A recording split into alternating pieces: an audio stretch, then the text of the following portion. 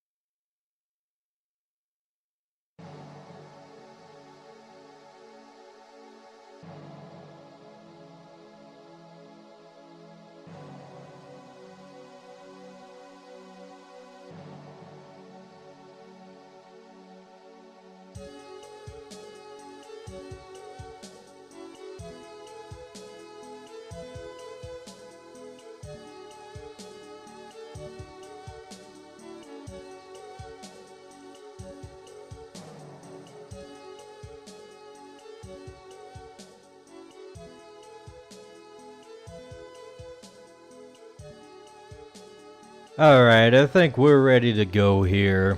We got some stuff to do, and I'm not sure what it is, but we're gonna do it. We're gonna do it! So hey there everybody, this is Dicebag, artist, game designer, world builder, and occasional VTuber, and as usual, we're gonna be doing some more Creatures artwork, and I almost did not find my stylus. I haven't used it in a bit. It was in a place I did not expect it to be, but I saw it out of the corner of my eye when I was like, where is my stylus? But it was right within arm's reach. Thank God. We wouldn't have gotten very far without it. Well, yeah. I think we're going to be doing some sketching today, mostly. Just sketching out some ideas for just kind of general illustrations about the world and whatnot. And that'll probably be most of the stream. Of course, we'll see if anyone pops in the chat. Now, we got a couple new people in the server, so maybe they'll want to hang out. And, we can just talk about what's been going on with Creatures. And, in the rest of the game industry. Holy hell, man. Normie's getting it rough. These Norma game companies putting out just terrible slop. Yeah, I'm speaking about Concord and Dustborn, obviously. The absolute flops that were made for like 8 years. 8 years it took to make those? Yeah, it shows. It shows. So anyways, let me jump into the voice channel on Discord here. If any of the boys want to hang out, they can pop in there. And we'll get to sketching. So what I'm thinking here, I've kind of had this idea in the back of my mind for a bit.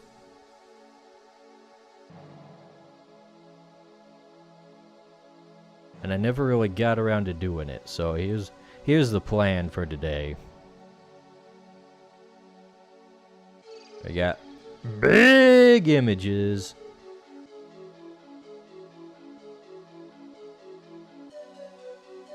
Isn't he beautiful?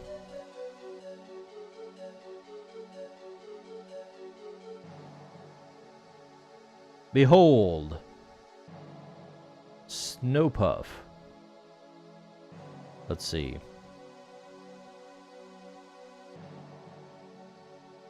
Let's get him behind me. There we go. Alright. We got Snowpuff here, but it's not just gonna be Snowpuff in this little drawing.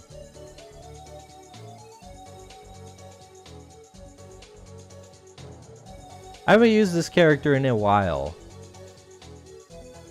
This is Carol.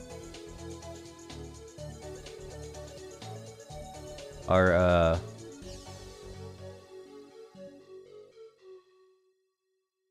ice-themed conjurer, basically. So we're gonna be having her right in the big thing.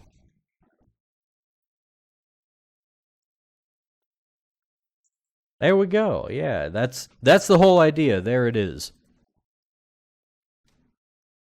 Print it. That's what we're going to be doing today.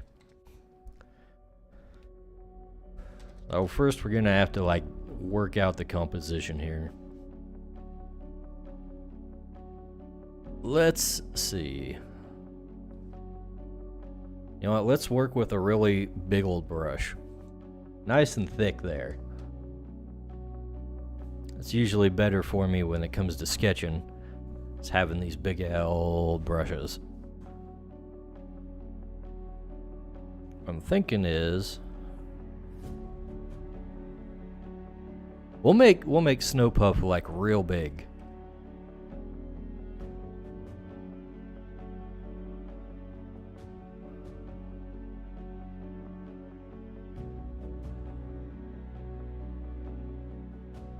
Right?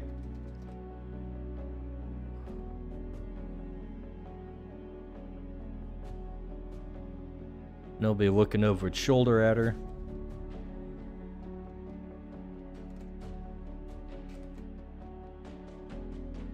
And she'll be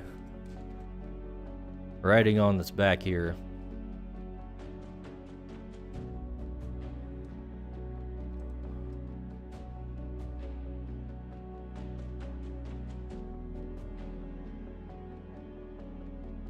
Whoop. We might have to actually make it bigger. No, wait.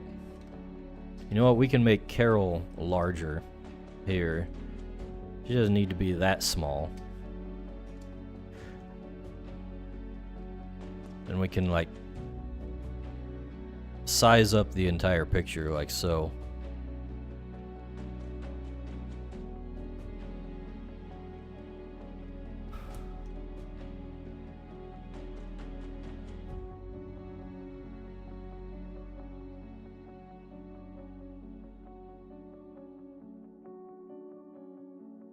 Like so.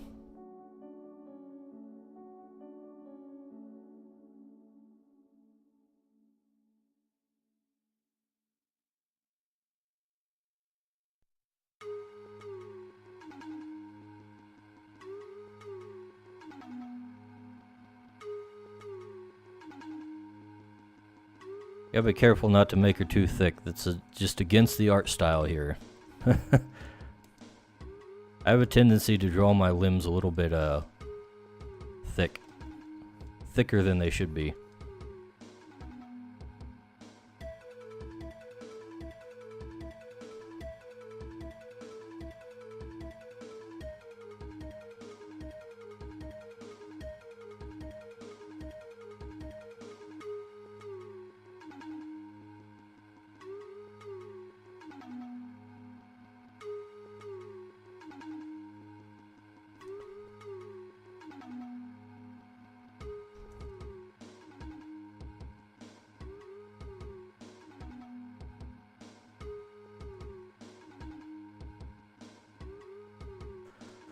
Kind of like so, and then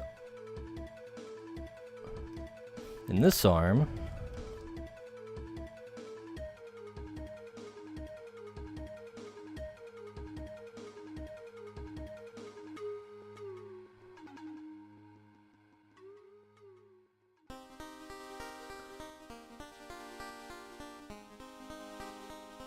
let's see, something like so.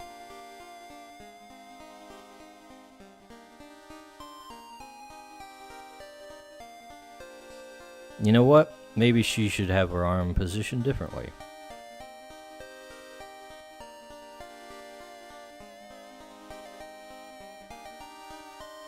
Maybe something more like this.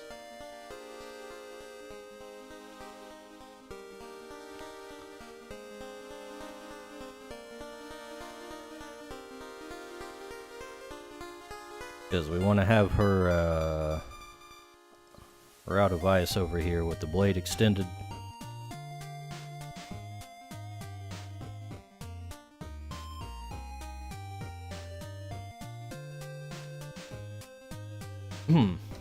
Twitchlet a wild swallow appears. Twitchlet catch it using poke catch.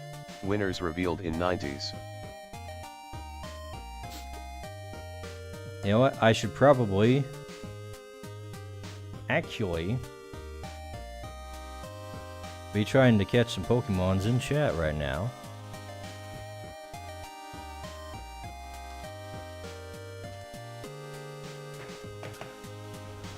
I'm way behind on my Pokemon catching.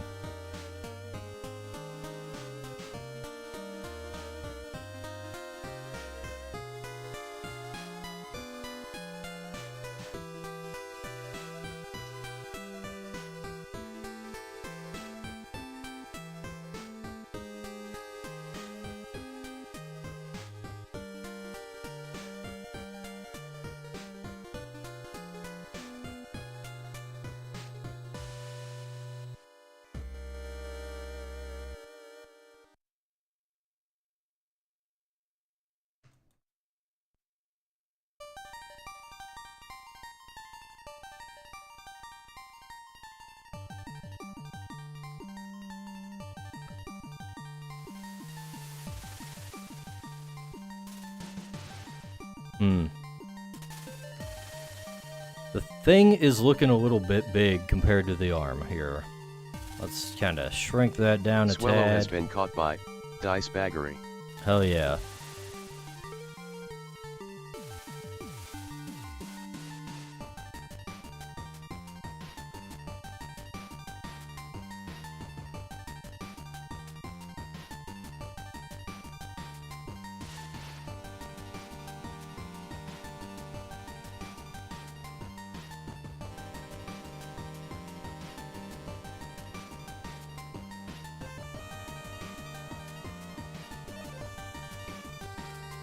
Let's see, does this curve make sense? More or less, I think.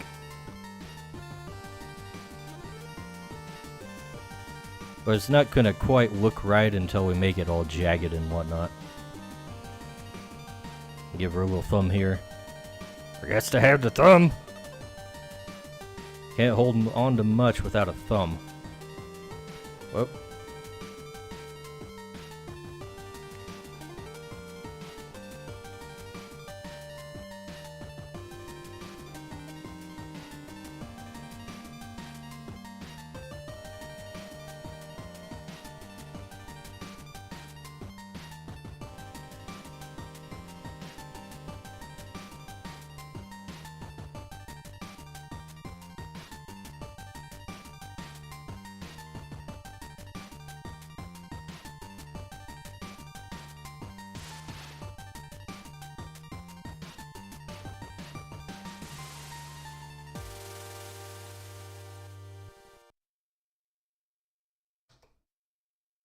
Alright, this head, not quite where it needs to be.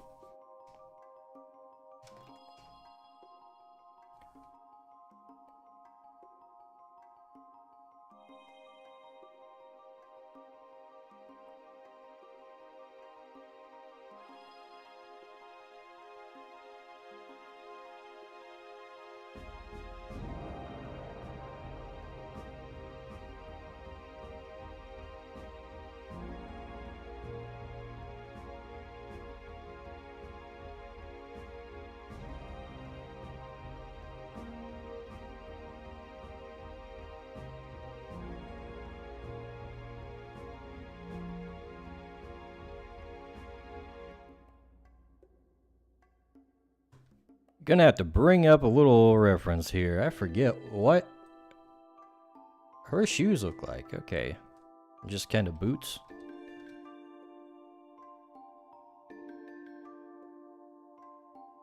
Nothing super complex.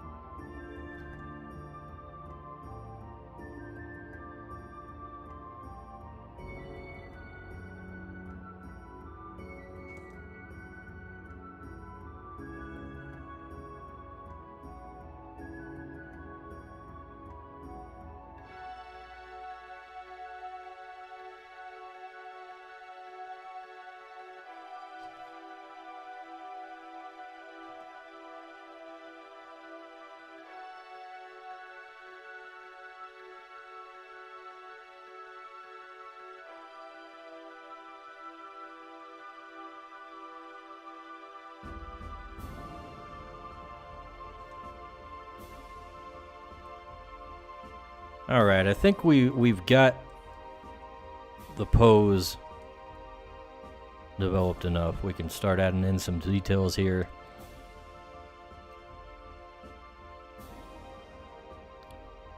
Of course, Snow Puff over here is going to have his little legs up, or his big old legs up rather.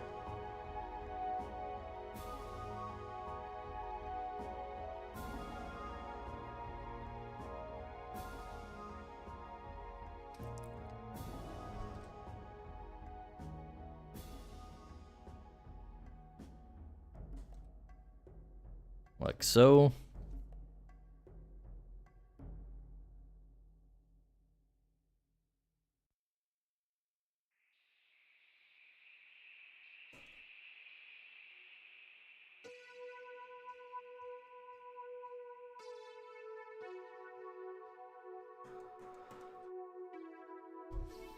I want to make this guy like real fluffy too.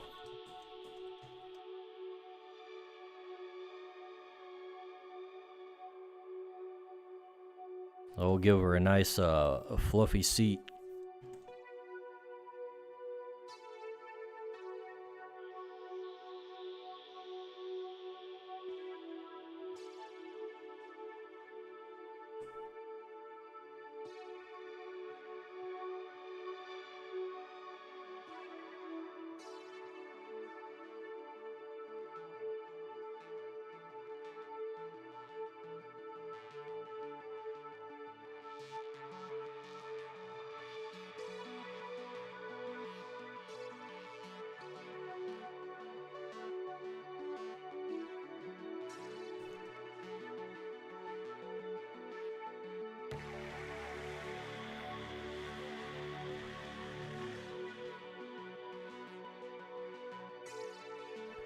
Let's give him a little extra fluffy stuff here. Let's work on the face. Let's see. How does this guy's face actually look? Okay, so he's got like this little pompy curl thing going on with his bangs fluff. Right? We just got like some side fluff here.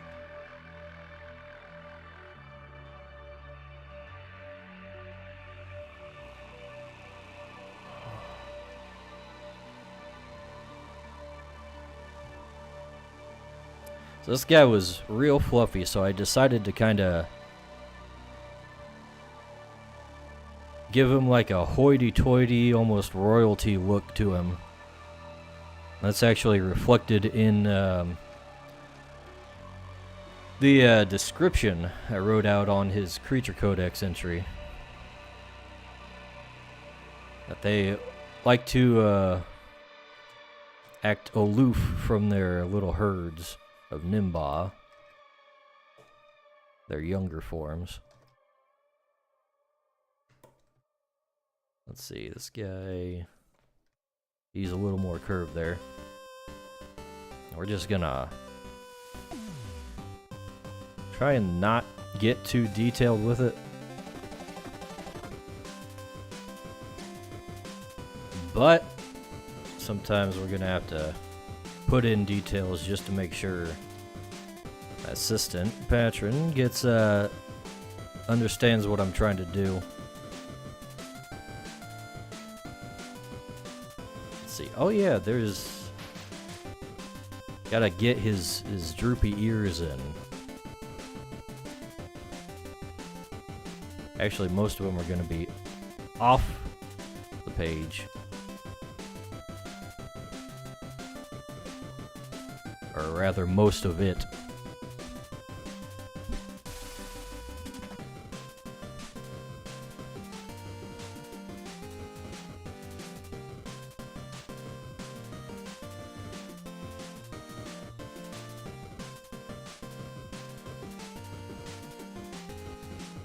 And let's see.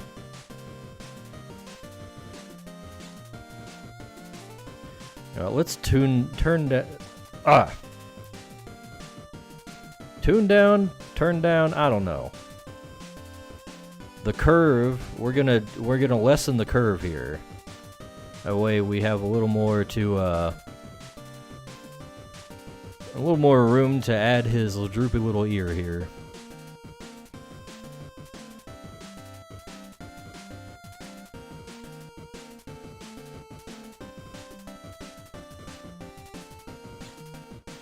And then he's got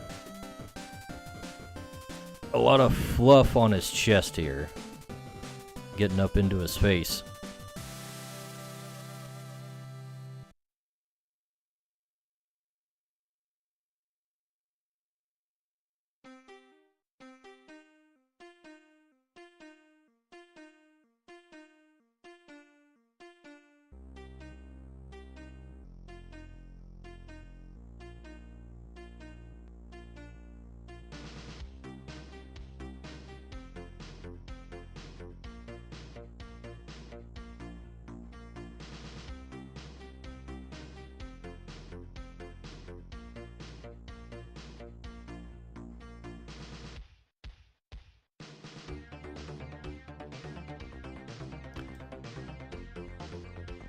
And then he's got the sleepy closed eyes, like all of them do, really. This whole sheep family has the closed eyes like so.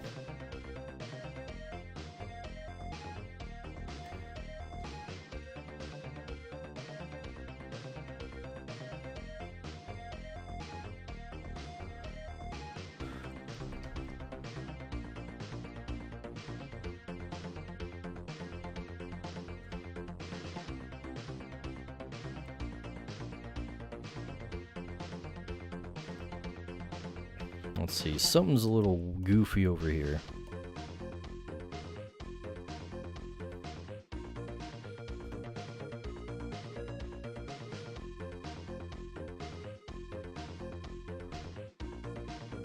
So this fluff on his chest is almost gonna hang down like a beard.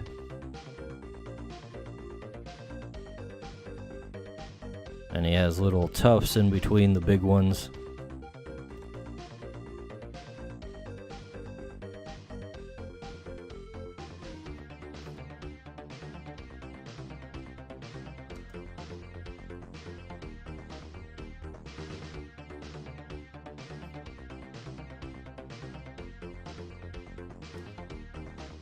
Right.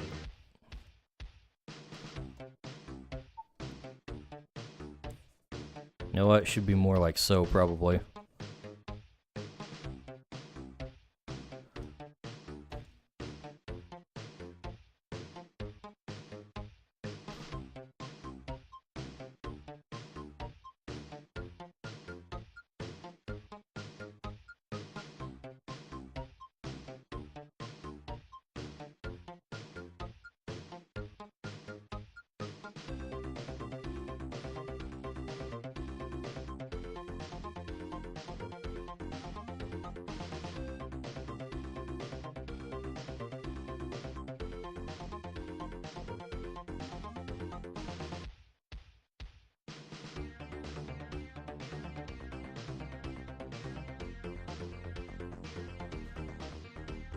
Let's kind of blend this in a little bit so it doesn't look like it's just not part of the rest of the fluff.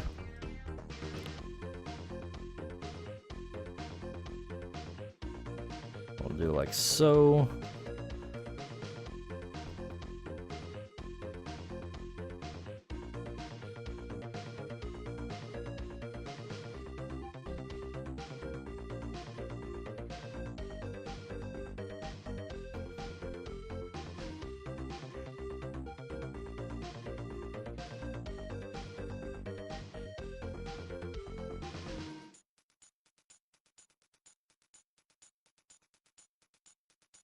Demon 8 event spawn a wild quillfish appears. Demon 8 event spawn catch it using poke catch. Winners revealed in 90s. Quillfish. Yeah. Boring.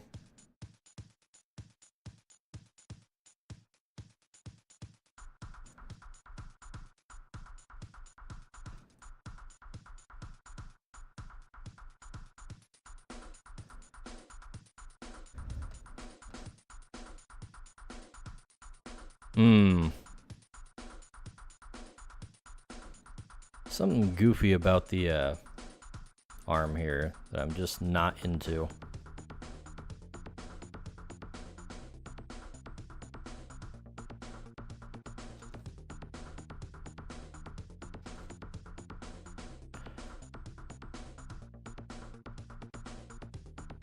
Maybe it'll work itself out after I start adding in details. Let's get a bit of a smaller brush to work with here, since Carol is going to be actually, let's just start a new layer and we'll draw on top of that.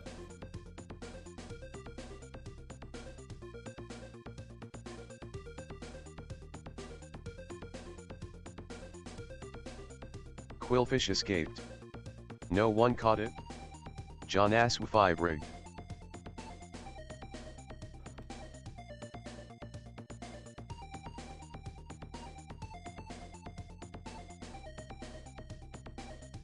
We should have her hairline angled more like that. Let's see.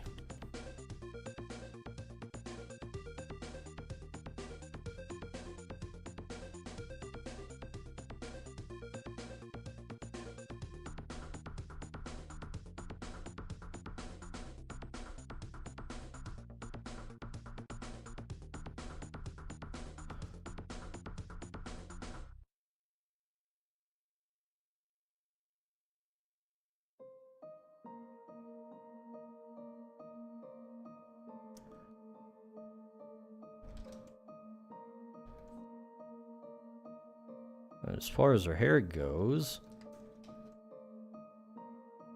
keep it kind of close to the skull on the main part here.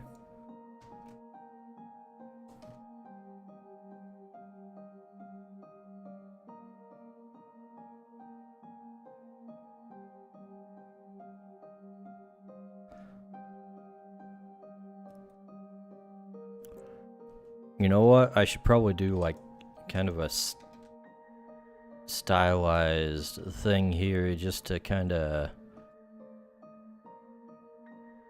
figure out exactly what's going on. And then we'll detail it later.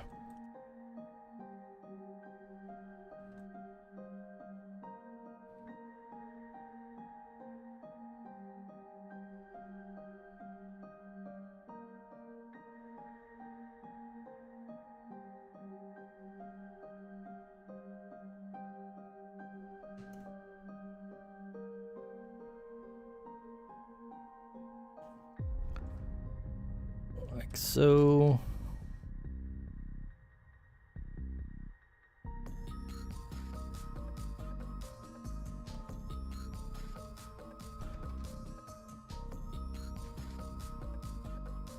And she'll almost definitely have some like in her face like so.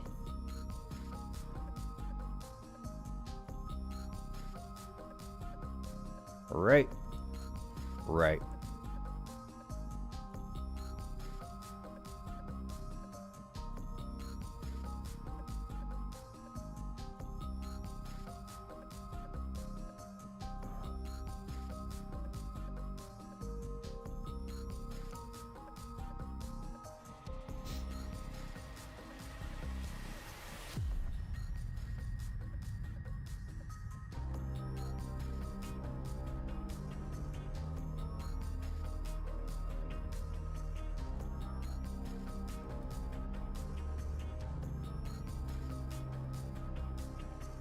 Yeah, that's about right. I'll just erase out some of this excess.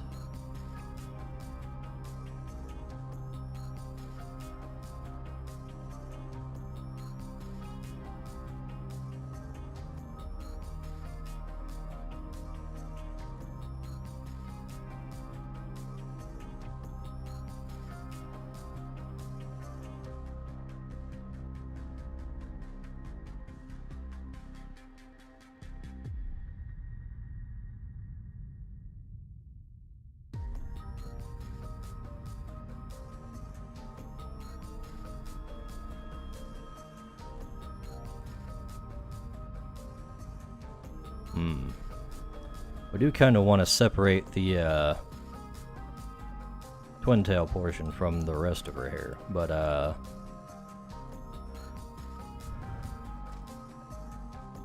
might not really work out as well as I'd like, at least.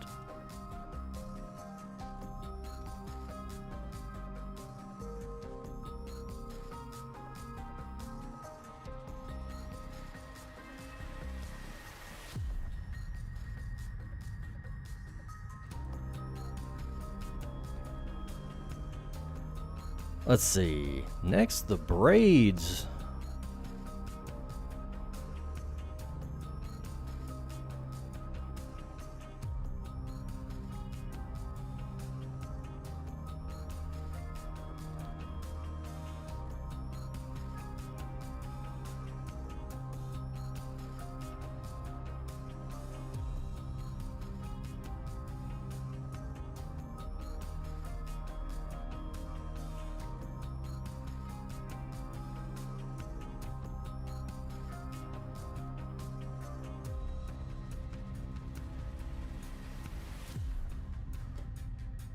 And of course, she's got the part in her hair.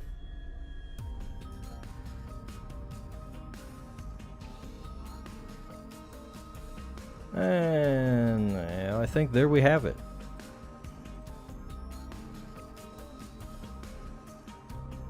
Let's take this lower layer out.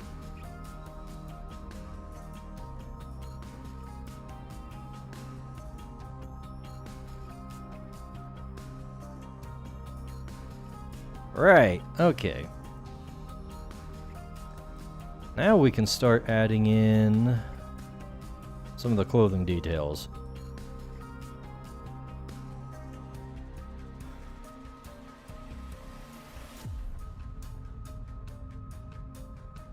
Let's see, obviously she's got her cloak.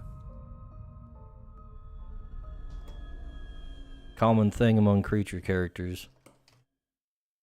I like to put on cloaks.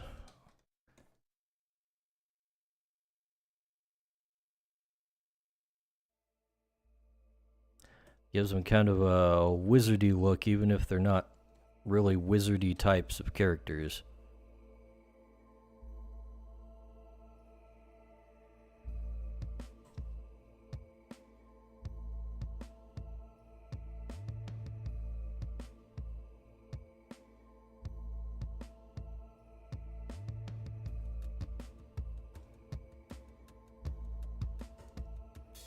You know what? I should probably deal with what she's wearing underneath first.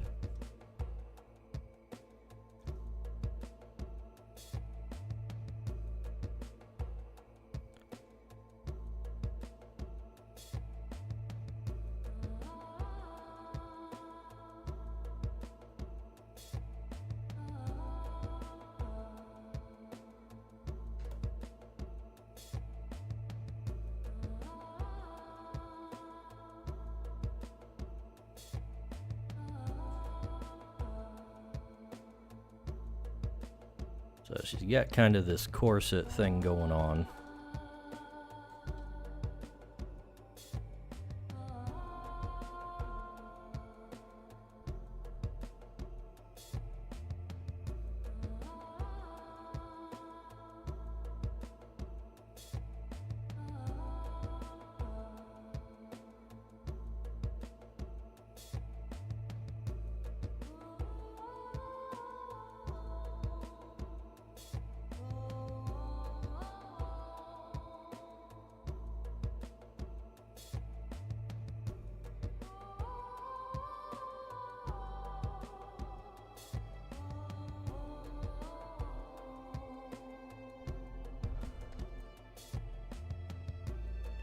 And then the skirt.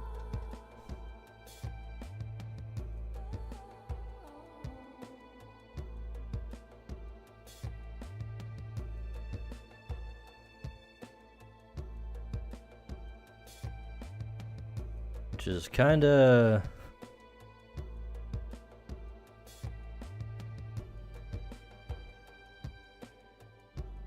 disturbed by the fluff here.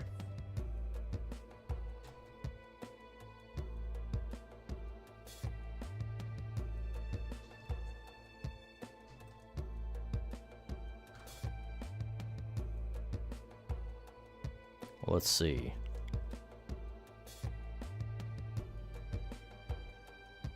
It's gonna be pleated like so.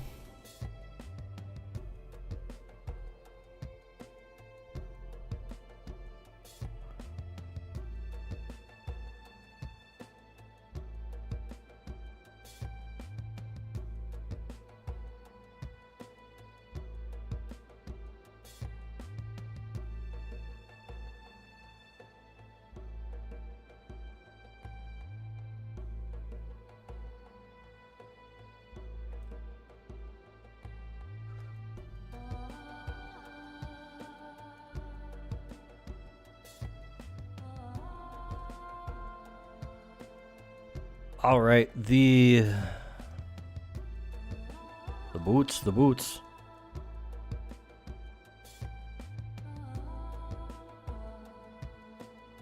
So you got little fluffy doodads on the boots.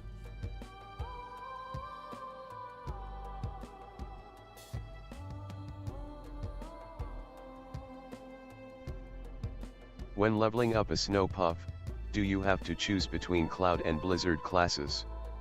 Or are both available to the player? All of the classes are available for each creature that it says it has. And welcome, Skunks. How's it going?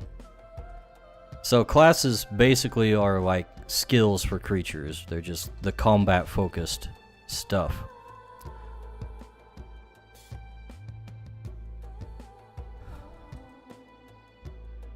So for a snow puff specifically, he'll start out as a Nimba, which only has 2 classes. And then when he achieves Metamorphosis, he will gain access to the Blizzard class.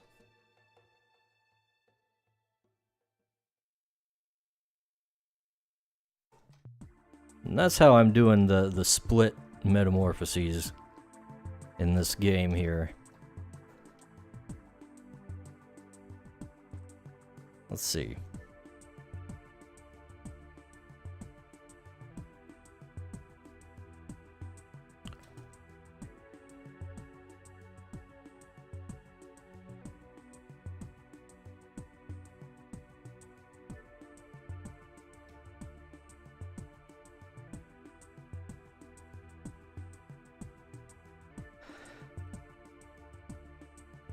Let's see, there's not a whole lot to draw here, is there? Guess I can put a little fluff down here, but her whole arm is basically in gloves.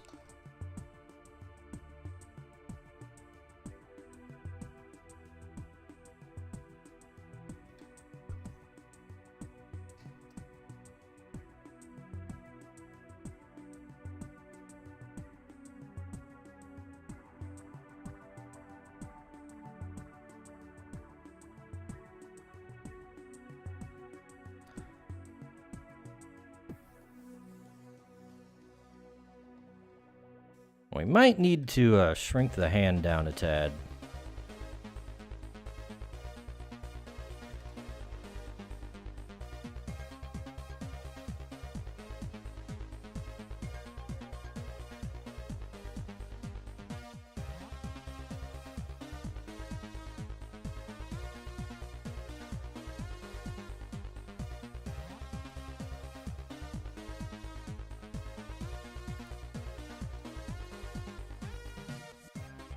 Demon 8 event spawn a wild Mariup appears. Demon 8 event spawn, catch it using poke catch.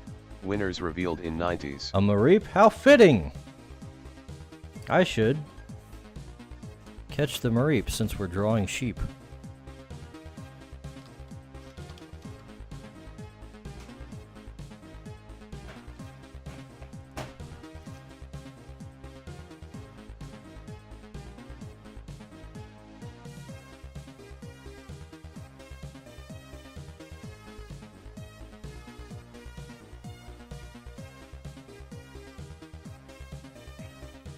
So that is the Pokemon community game I'm playing over on Twitch, which spawns Pokemon in the chat for you to collect. It's a pretty neat little thing. I wish other platforms had that kind of interactive stuff on them. Alas, I've only found such things on Twitch.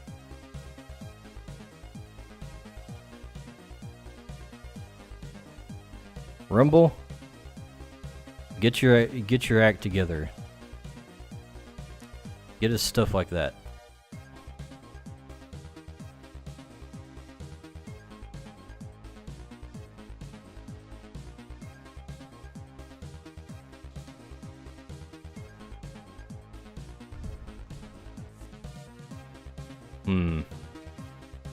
Mariup has been caught by Dice Baggery.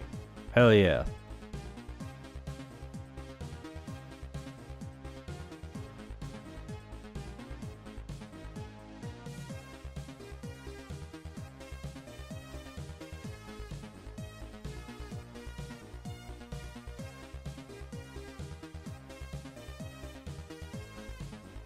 Okay, that looks a little better. Had the thumb kind of being viewed from the wrong angle there.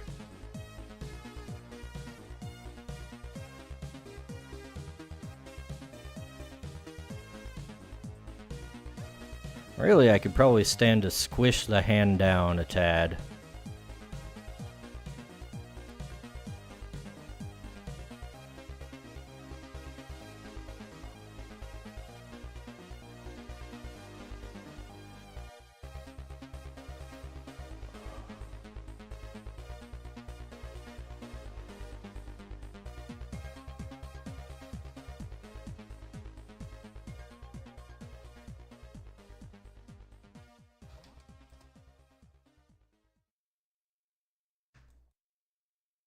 Oh, I totally forgot to draw the rest of her cloak.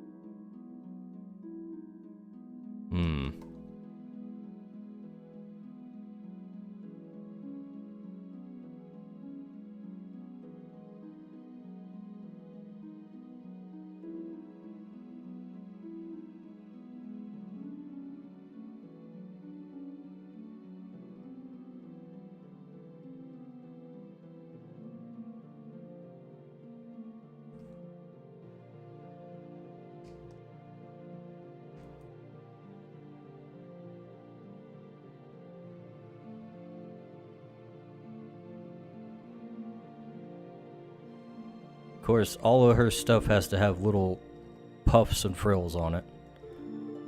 Unfortunately.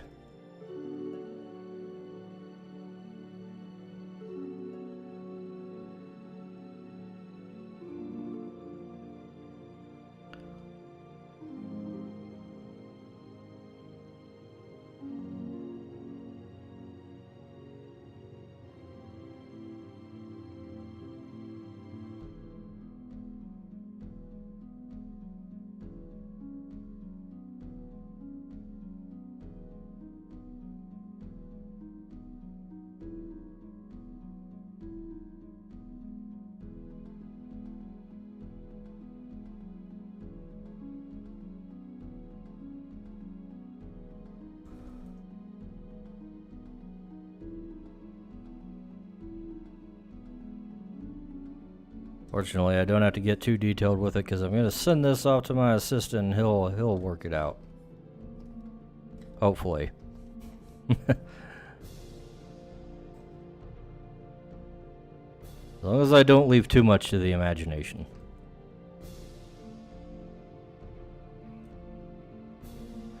Now, this is actually coming along kind of nice.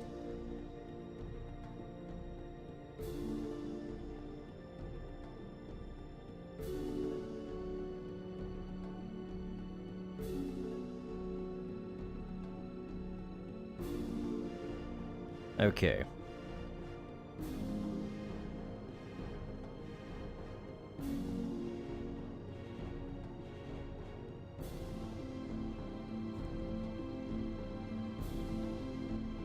We're just gonna erase out some of this.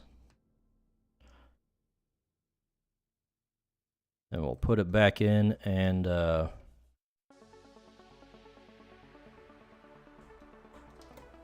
start carving this part up. The sword.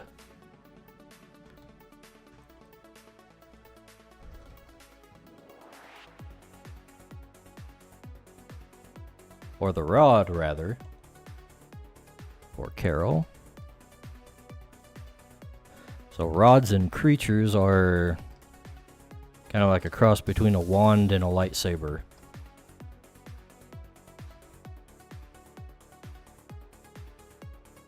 You can shoot the magic out of it, but then you can also sprout a little blade of energy or elemental power or whatever type it is out of the tip.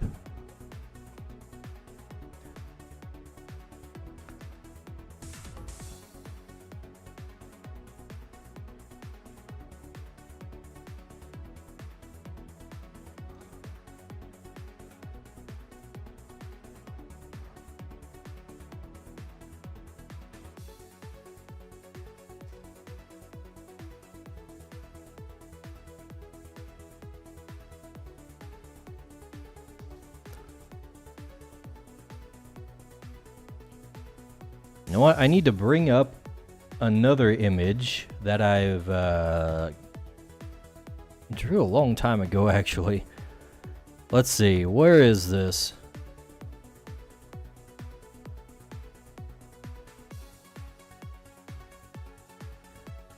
I do not have an actual reference for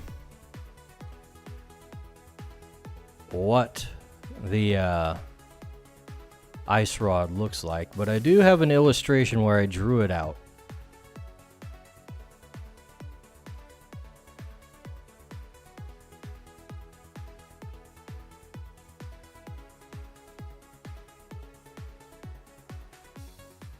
There we go. Oh, it covers the whole thing. Actually, it looks like I took some more liberties with the design down there. Interesting.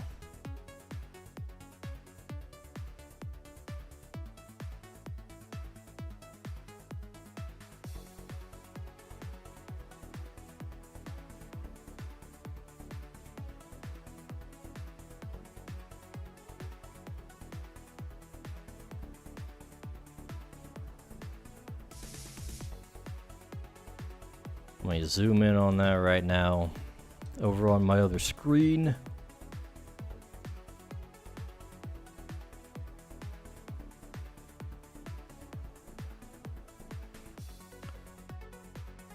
Let's get some of this stuff out of the way too, so I can focus on the actual thingamajig.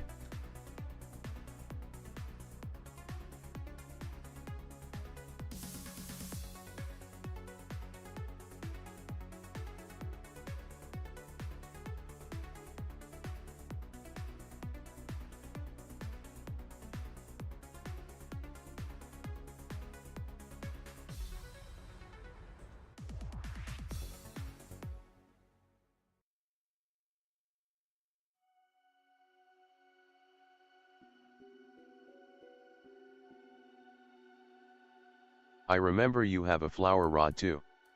The ice rod is lit, dude. Yeah, the verdant rod, or is it viridian rods? I don't know.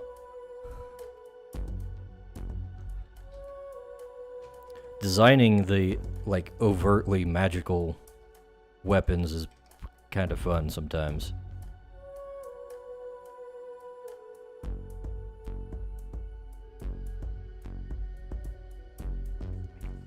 It kind of Hail Siriusarus. Thank you for following, smiley face. yeah, thank you for following Sirius. Good evening, mortal humans. Make sure you subscribe to Dicebag and say hello. Thank you, Geronimo. And what was I saying? Oh yeah, like I was talking about designing overtly magical weapons, and one of the things that kind of frustrates me is I've actually got like a kind of a modular system when it comes to magic items. So there's not like set specific items that you would like craft or anything. They're all kind of just combinations of different properties and stuff.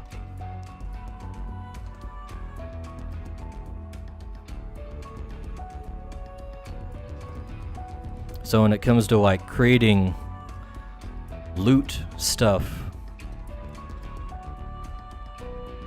I can't get like too in depth with like how they look, but I can kind of give a general idea. And that's done so that people can kind of add their own flavor to the stuff they make. As a lot of the properties you might give something might key off of multiple different kinds of creature essence types, depending on what you use.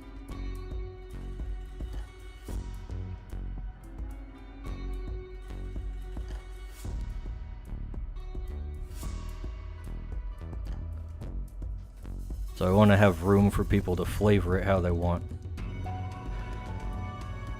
As an earth rod is not going to look the same as an ice rod. Even though they might do the same thing. Effectively.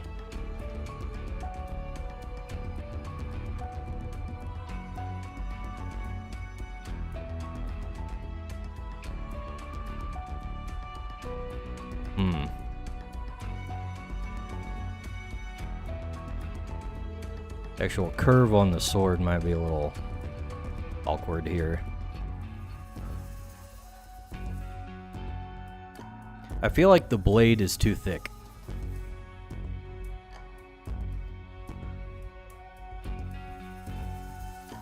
I'm just gonna take this and squish her down a tad.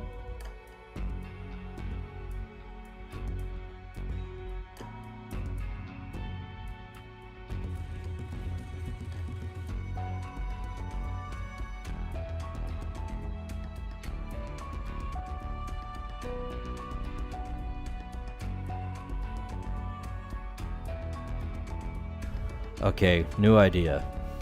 We're gonna make the hilt a little bit smaller.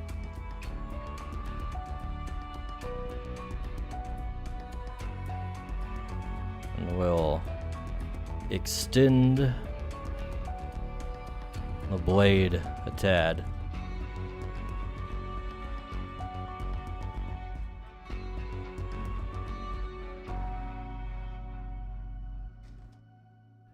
Actually, given the angle of her hand, it should probably be curving a little more backward.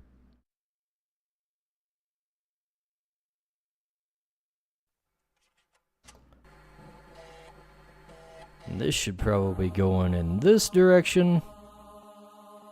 Kind of like so. Unfortunately, my English isn't good enough to understand everything, but it looks super cool, lots of fun. I still have to leave a few great people a follower 3. Well, thanks, serious.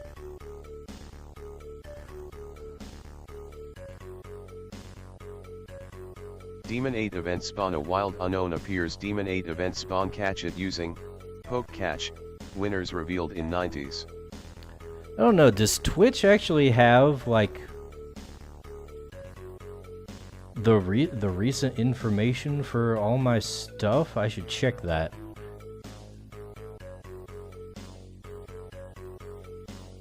Lore, schedule, creatures.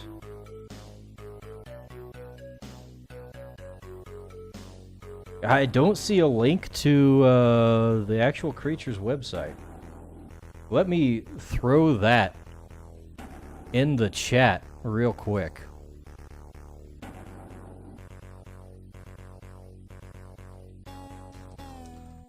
There we go. https://www.crytures.com. Thank you, Geronimo. Didn't really need you to do that, but thanks anyways. So yeah,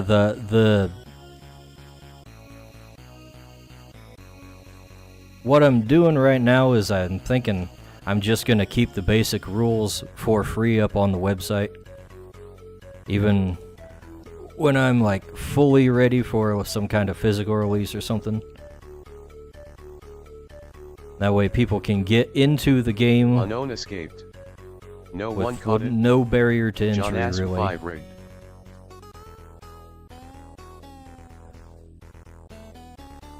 Then if people like it, they can buy some extra merch or something like that. Which is something else I need to show. I do have like merch for Creatures, but I haven't really gotten around to making it very accessible yet.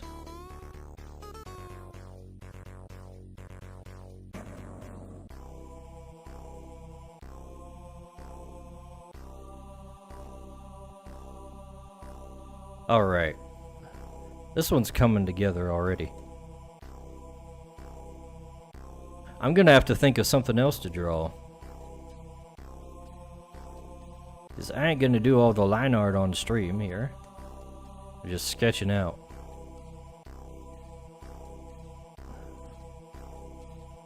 That'll be something for a patron to do.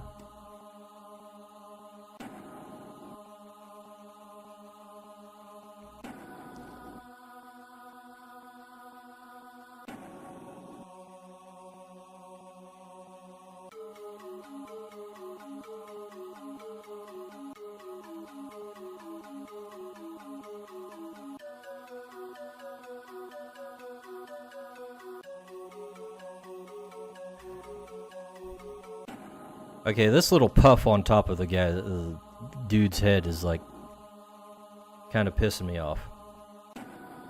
It's too tall.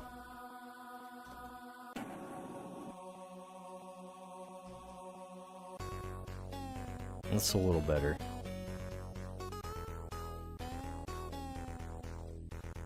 Make the curve a little less steep there. Looks kind of goofy.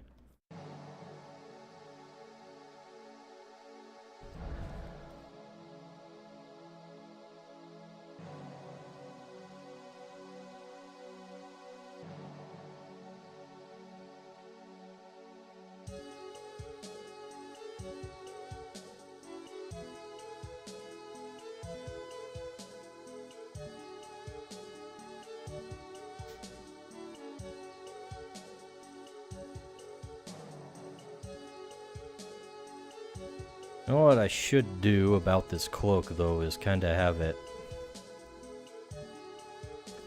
moving so, like so.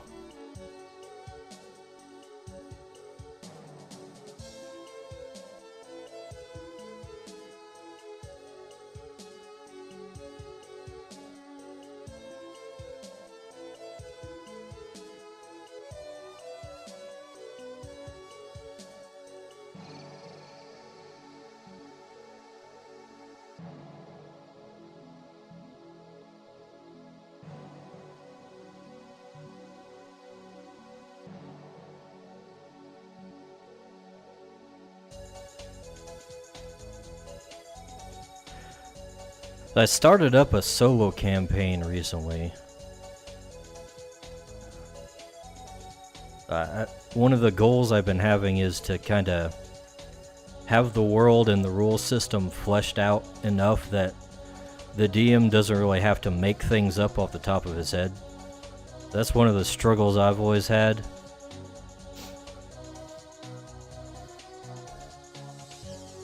Is just dealing with impromptu things and all the prep time and whatnot. We're trying to alleviate that issue as much as possible. That means building up a pretty fleshed out setting, but we're also going to leave a lot of gameability to it. That's why we're doing like random tables out the wazoo. So we don't have to flesh out every nook and cranny. You can kind of generate stuff on the fly. So I'm using that to basically run almost like an XCOM game where I've got the central town and a bunch of conjurers at my disposal to send them out and explore and bring back artifacts, and we're just gonna kind of build up the town and the setting there. It gives me a chance to test out the rules too. And pretty much every time I sit down and run this stuff, I always find something that I need to flesh out a little more.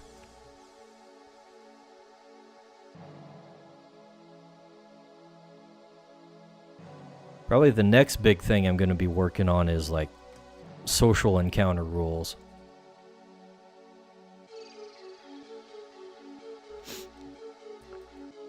Figure it's a lot easier to just ignore rules that you don't need or don't want than it is to actually come up with them on the fly. We're going to make as many rules as possible and let people pick and choose, more or less.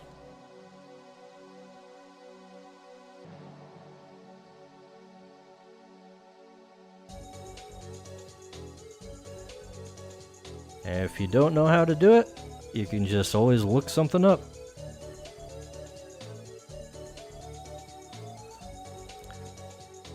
It also works out with the system because it's very gameable. Especially from like the dungeon master side.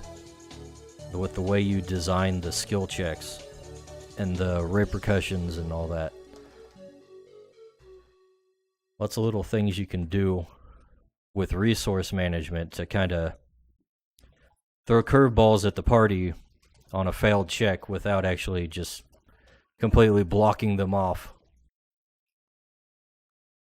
from progressing in some direction.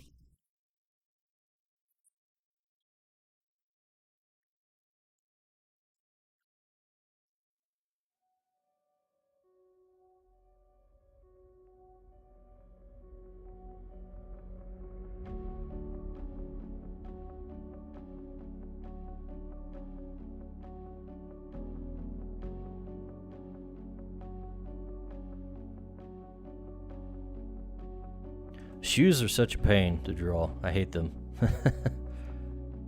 And feet in general. Alright, that should work.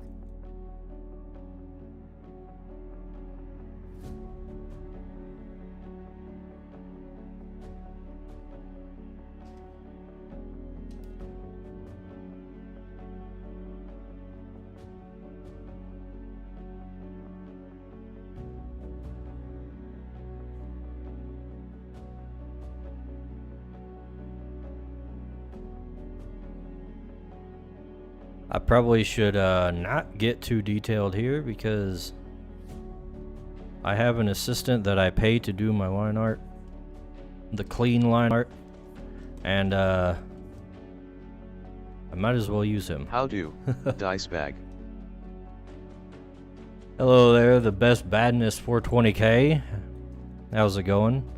I do be making art for my tabletop RPG here.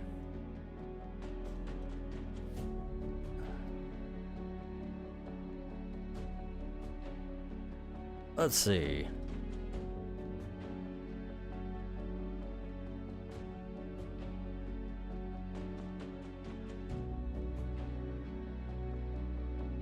If you want to learn more about it, you can always I think I dropped a link in the chat earlier. I don't know if it's still there for you, to the website.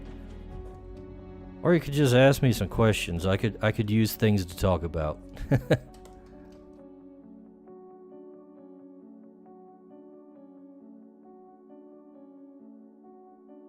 Let's see. This is getting nitpicky, but I think I want this overlapping this way.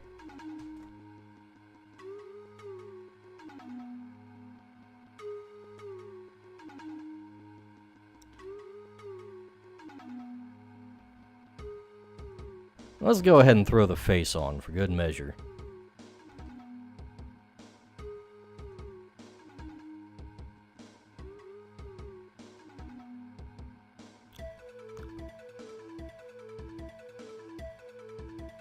Hold on. I have too many tabs open.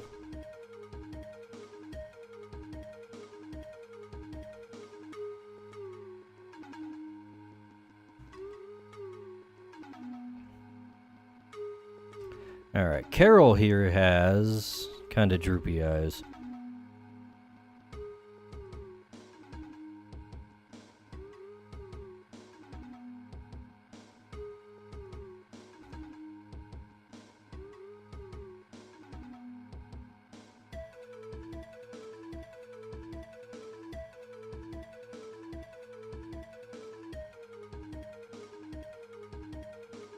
Let's have her looking down.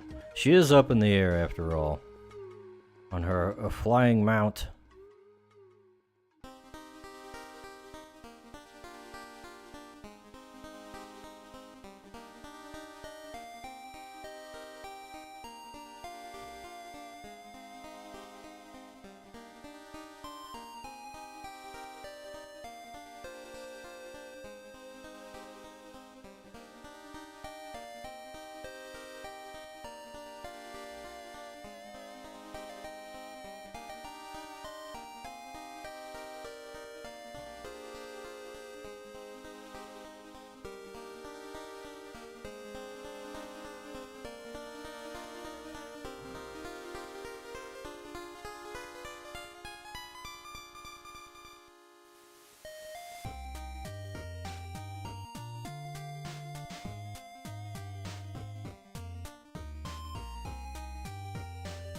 Alright, we gotta do a little trim here.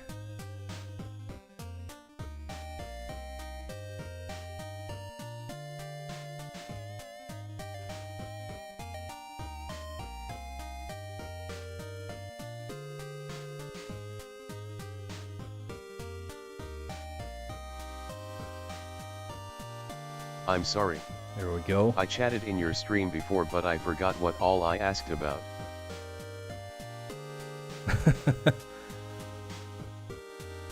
I don't remember what you asked about either, so it's all new to me too.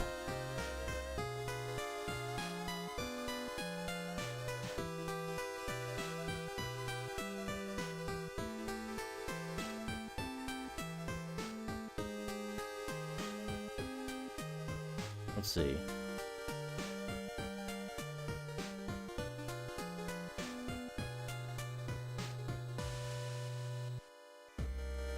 Okay. Face is a little bit lopsided. Actually, it's probably more like her hair is lopsided. Like so, maybe?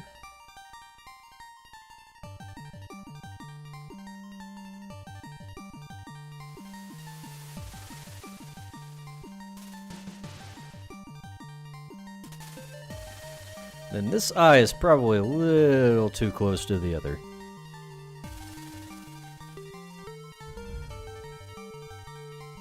Actually, they're both a little too close. Let's move this one over a tad.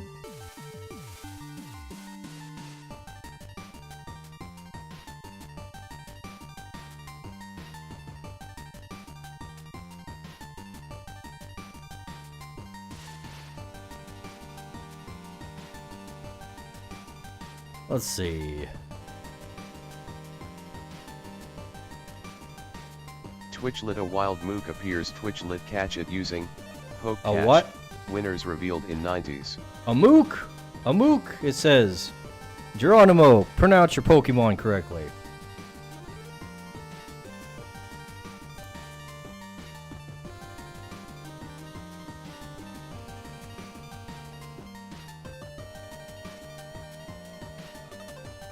We're gonna try and catch the muck over here. We're playing the Pokemon community game over on Twitch. Let's see.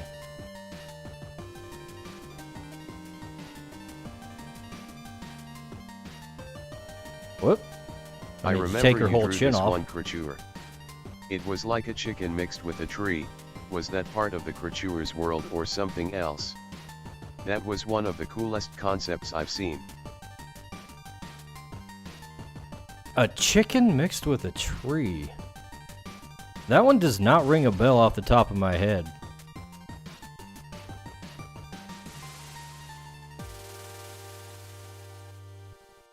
I am looking through my folder of creature designs.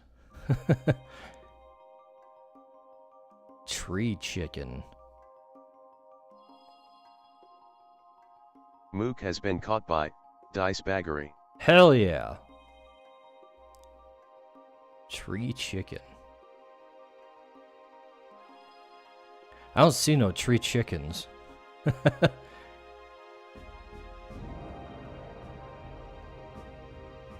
Now I'm curious. If you thought it was cool, I want to know what the hell I was drawing.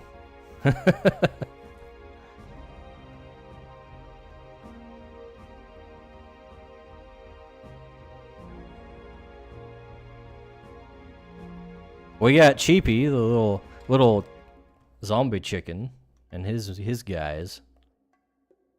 That's the only one I can think of that's actually like a chicken.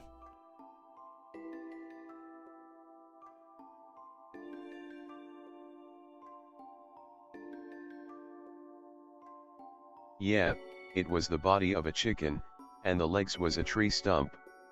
I remember it was you drawing it too. I'm not crazy. LOL. Body of a chicken and legs was a tree stump.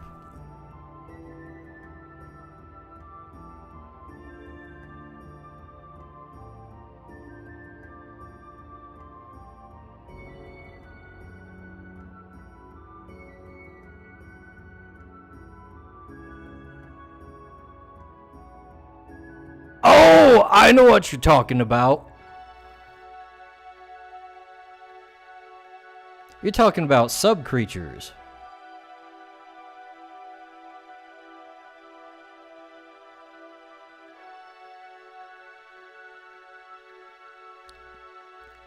These guys.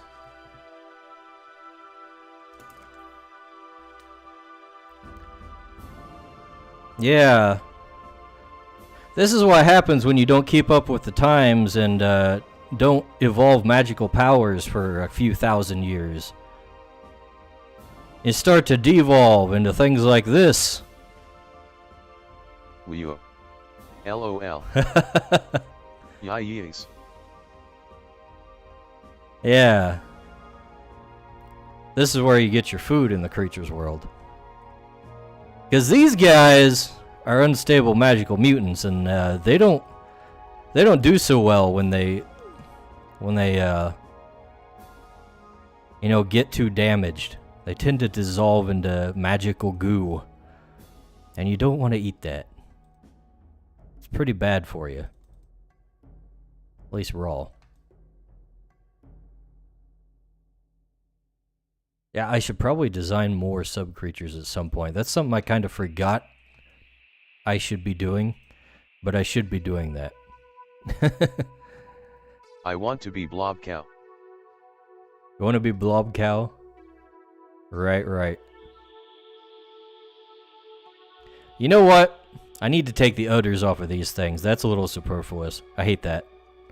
I feel like I already did that. Where... You know what? Here's the big file. Okay, yeah, and this one I did that. The little, what do you call this? I'm blanking on what these things are called in real life.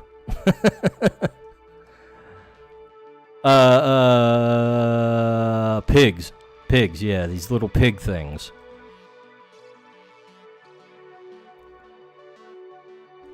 This one, of course, is a hybrid with infused with creature essences, so it's a little goofy. Is undead and martial, as you can see by his ripped arm there, his tail. That's not canon, by the way. That's just me being goofy. Anyways, I should probably close that because that probably takes up a lot of memory to keep it open. And I don't have much to spare, I'm pretty sure. Alright.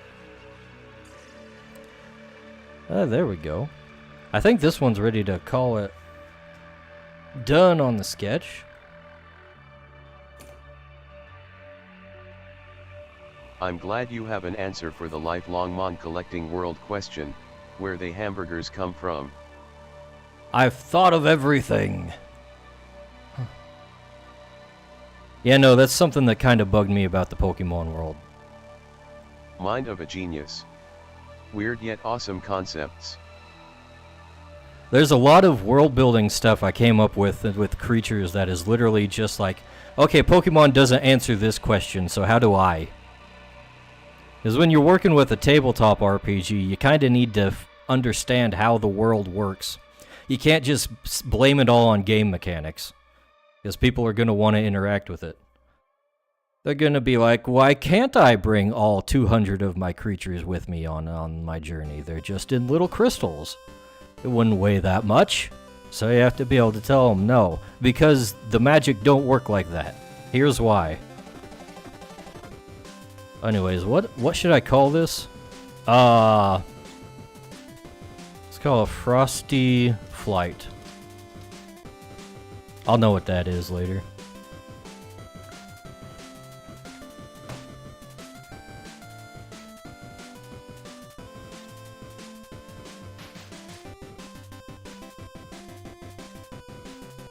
And what happens to the Pokemon when they're in the Pokeballs? Where do they go when they're in the PC? Many questions to be had.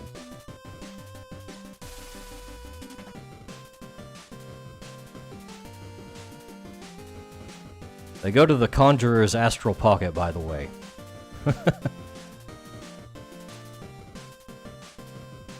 Now I need to come up with something else to do next. Let me look at what we got here.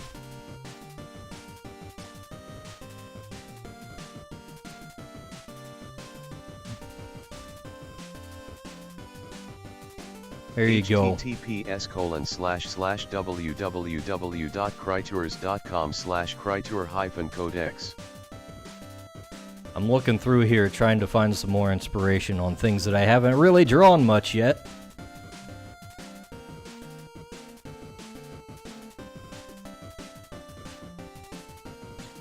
If you guys see something you think is cool that I haven't drawn yet, let me know.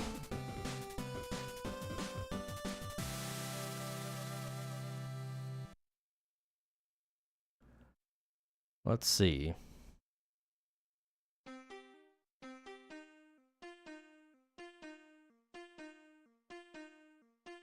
Kind of feel like I should draw something with the Beholder family. Maybe. I don't think I've drawn them in an illustration before. Well, except for the classes, of course.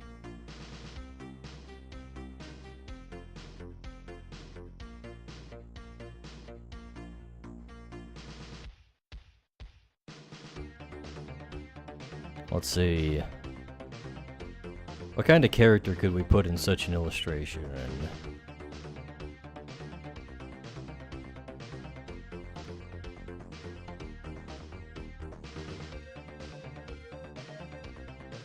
Who's got a shield?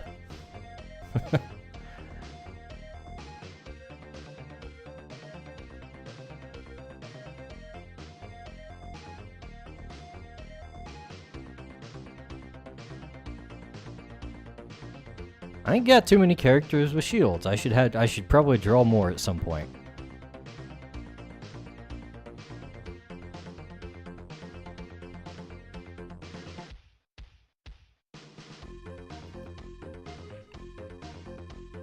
Maybe we'll just use the Viridian Squire design has a here. shield. Good evening, mortal humans. Rustalk does have a shield. Make sure you subscribe to Dicebag and say hello. I was thinking more about human characters, though.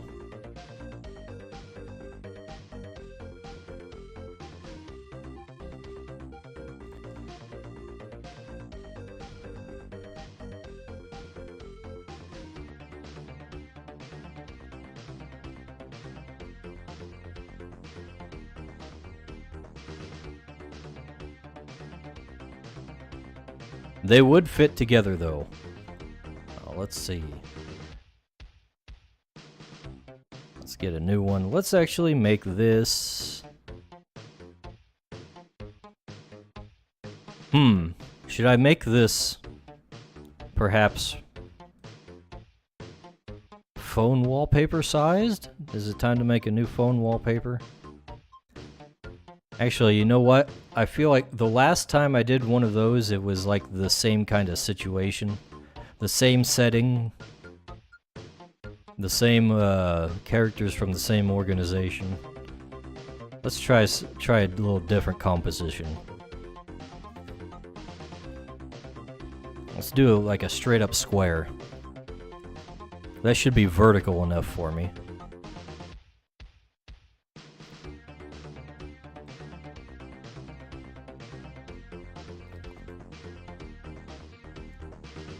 Congrats on finding an assistant BTW. I considered myself. But I'm already balls deep in projects. Anton looks cool. Kinda makes me think of Shun from Bakugan. Anton, yeah. Anton's a pretty nice design. I think I need to like kind of redraw him a little bit. Some of his proportions are a little off. He is one of my earlier characters. What the hell am I looking for? Oh yeah. Just trying to find where my Twitter chat was at. Not that anybody chats on Twitter. But if they do, I want to know.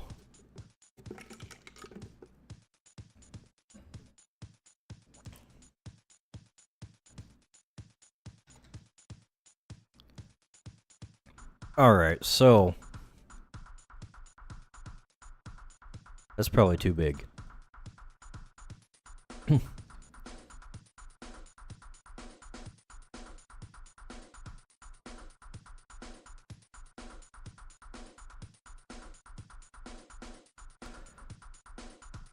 This here will be a Zorb.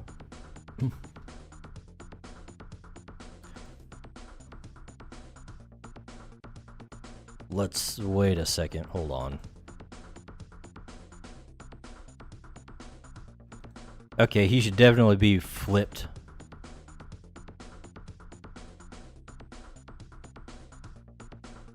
Flip vertical. Nope, not that way. Flip horizontal is what I needed. Alright. He should be over here because his shield's gonna be ducking behind his shield, blocking some I-beams.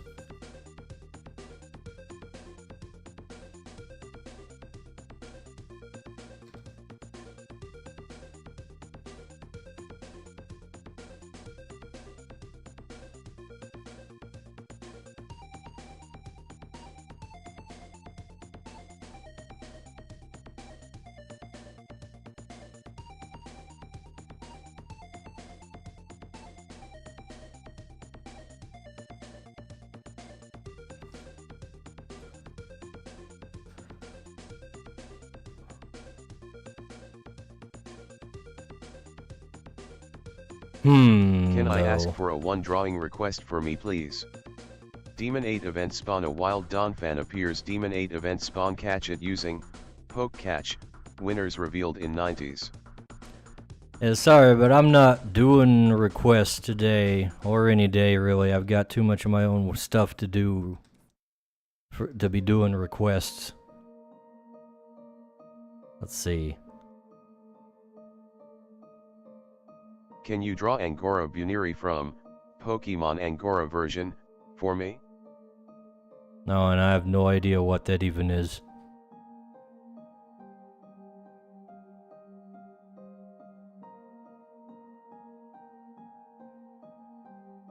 Let's see.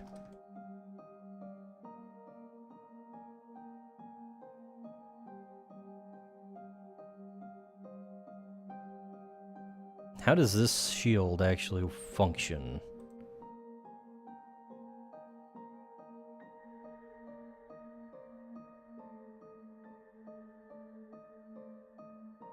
You know what? We can probably replace the,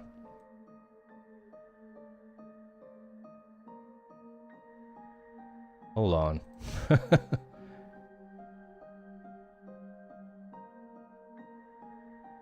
Donphan escaped. Where is he at? There No he one is. caught it. John Asw 5 rigged. Permission, https://imager.com/Pokemon-Angora-version-Angora-Bulletin-Neri-94xdzt9. What the fudge?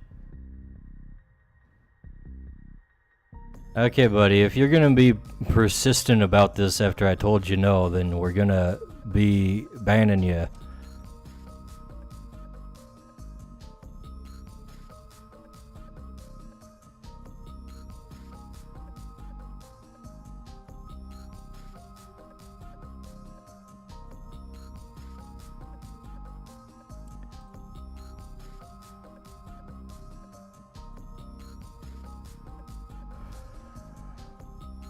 Let's see.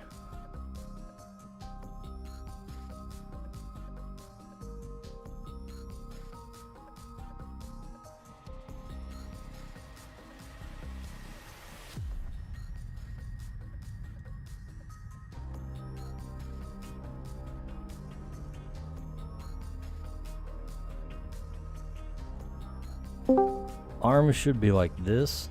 Hello, who's that in Discord? Oh, nobody too important. Oh, it's the famous Evergrade Artistry, gracing my ZRMP, stream. Is that the dice bag? introducing me on his stream. It sure is. Oh my gosh. I was just wondering if I was missing the discussion about the greatest games of our time, like Concord and Dustborn. They're like the acolytes of gaming. Ha ha ha ha ha!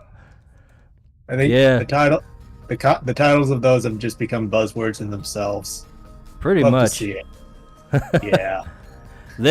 Oh man, they're so bad. They look awful. I'll be 100% honest.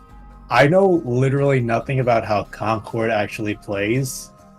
And I'm wondering if that's just because it's unpopular or if it's just marketed badly.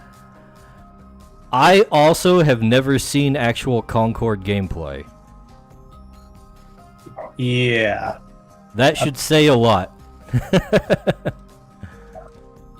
I don't even know if never even seen any ads for it or anything. I've only heard of the game and I've just been like vaguely aware that it exists. And I've seen some of the art and It's awful. I've never even seen all of the art until recently. It's just a select few, and it's still bad. Yeah, there's like no character designs in that whole thing that actually look decent. The only one that sticks out as not being awful is actually a character that seems to rip off another character, which is there's a big Angkor yellow is the robot name that makes me between think of Yuri Mechanica because that from was ARMS, bred who to have very pilots a fluffy big and yellow curly fur. robot. Hmm. But other than that, yeah. Alright, we're gonna have to mute Geronimo here. Poor Geronimo. Poor Geronimo. Don't even let him talk. Oh, yeah, I This was is- also in the process of swapping out one of my images. Pardon me for interrupting you with the scintillating topics. No, you're not the one interrupting me. It's some dude asking for requests in the Twitch chat was the one interrupting. Oh, I see it. Seeing YouTube. I didn't even hear about Concord until the day before yesterday. Says the best bad miss for 20K. I don't remember when I heard about it. I think it was like a month before it launched.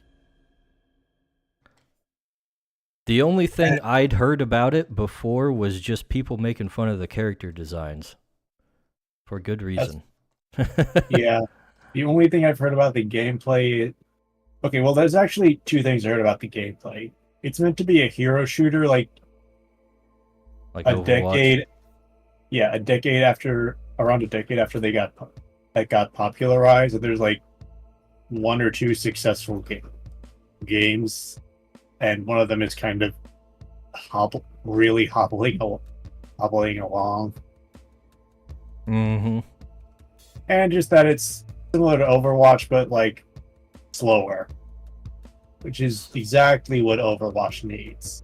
Slower. Oh, Yeah, that'll catch people's attention. yeah. Interesting. For some reason, I think it's probably just game devs trying to hop on a trend late, because we're getting something similar from Valve with like their own hero shooter. That one actually sounds a little interesting because it was compared to this other like third-person MOBA, Paragon, I think it was called. Does that sound familiar? No, it doesn't. Yeah, it was being... let me see if I can find some pictures. It was developed by Epic Games. Oh, that's a good sign. Yeah, before Epic Games was addicted to Fortnite and just became the premier multiverse slot game series. Let's see. The Best Badness says, oh, never mind, that's the one with the weird fat chick with giant pauldrons. Yeah, that's the one. Yeah, that one. Okay, that's how I first came to connect anything to Concord itself. I didn't know what Concord was at first, but that image was making the rounds. Just an angry black chick in fat armor. Is she black? Or vaguely ethnic. I couldn't tell under the makeup.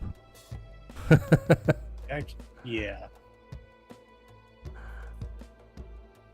Chick's got like freaking blue lipstick. Like, what the hell is that even? Yeah, that was really weird.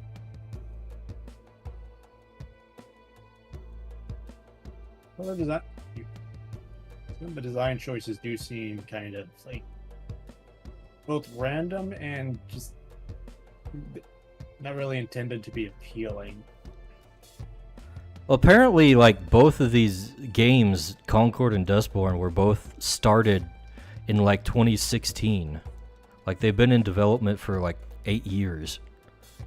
Right. And if you remember 2016, holy hell, everything makes sense. They're relics of their time. Yeah. That took like 8 years to make. Relics from the past, teleported to the future. Not too much changed, right?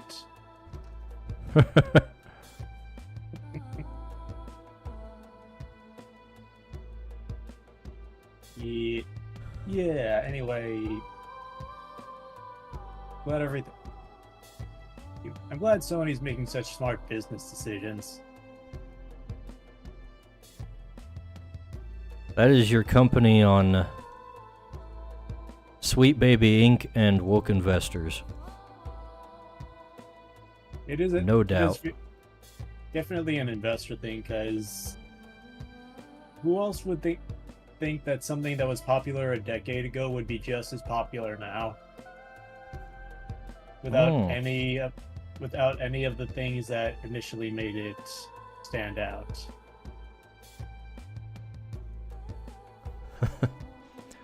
Best Badness says, I never want to try at anything again if it took 8 years to make that.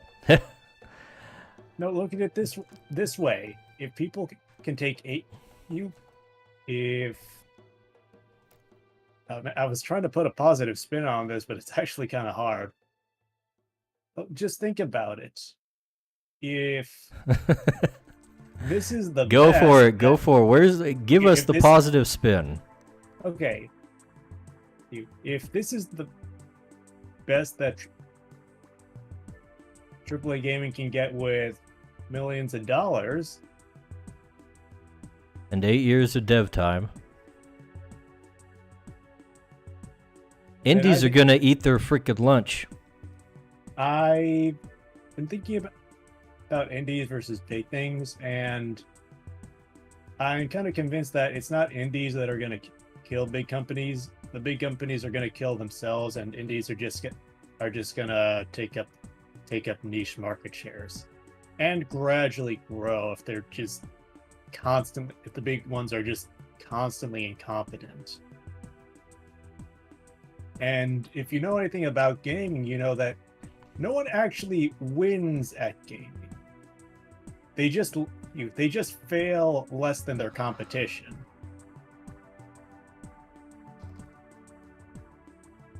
I suppose you could say that. Yeah, like in a lot of cases, it feels like companies if they just stay the course and don't become addicted to abject failure for a few years, one company will just do better than the competition. Because a lot of game dev companies have very unique quirks, to put it lightly. And that was when they actually were more focused on had a good balance between making money and focusing on the craft. I think part part of the problem they're having is that, like, this is probably something I'm going to talk about in a video at some point, because I was putting out a poll, and one of the topics for me to talk about, the highest polled one was investor culture and gaming. Oh, your favorite. My favorite. Actually, not the top of the list as far as things I wanted to talk about, but, you know, we'll get it out of the way. What was at the top of your personal list? Probably exception-based design or something like that. What's that? Well, exception-based design is like how you design card games and stuff like that. It's like you have a basic set of rules that the game abides by, but then every specific piece in the game, like each card in a card game, breaks the rules in some way or another. Like, so they're all exceptions to the rules, and therefore exception-based design. Like when a set of cards has like a keyword that applies different ways or something like that? Yeah, like in Magic, you got your creature cards, or you... Is that what they're called? I forget. Creature cards. But the rule is that in combat, they all deal damage simultaneously. But some creatures have an ability called First Strike, which means they get to deal damage before the others in combat. So that's an exception. Okay. When you put it that way, the first thing I think of is, I haven't played this, but I looked into it a little bit. Riot Games has Legends of Runeterra, which is a card game based on League. Naturally, because it's not designed specifically to make people rage play constantly, it's not popular. But it does kind of use the keyword things in the sense pretty literally. As in, like, I think they're actually called keywords. That wouldn't surprise me. I'm like, that's just normal. It is. I just don't. It's probably more common than I realized. It's just that they use different terms. Like how with Yu-Gi-Oh you have different monster types that can have different effects or are designed in specific ways for different play styles. Right. It's just how card games work. The Best Badness says Crytures TCG, and yes, one of these days. You said Crytures, and I thought, like, and my mind was taking away the EA and placing the Y in. That is what I'm saying. I know. Well, that's good. That's good that you associate the word creatures with a Y. I'm gonna have someday. I'm gonna make a spelling error and writing out the name Crytures, and I'll just think to myself, "You made it, dice bag. You made it."